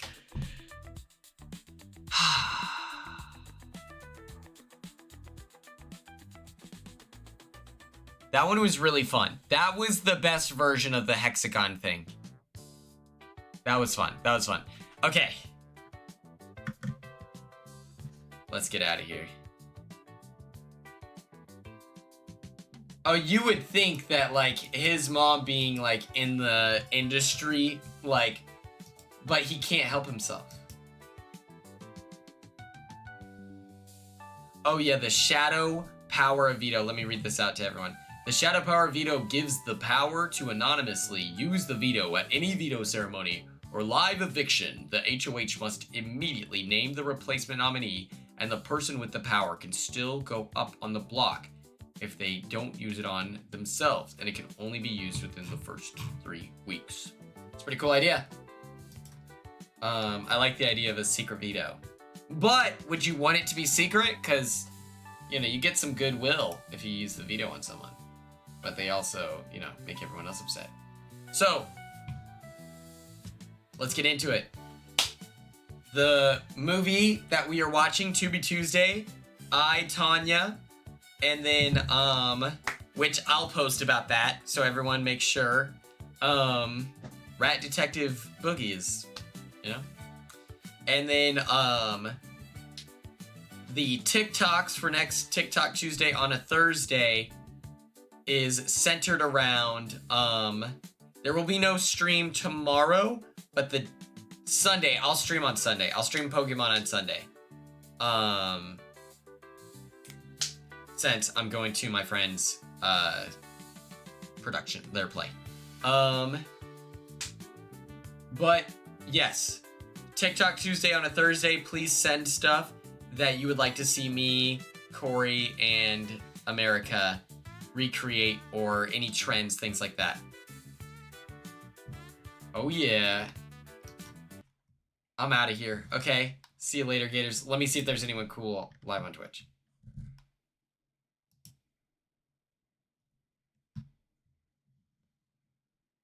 Yeah, we can go. Okay, bye. Love you.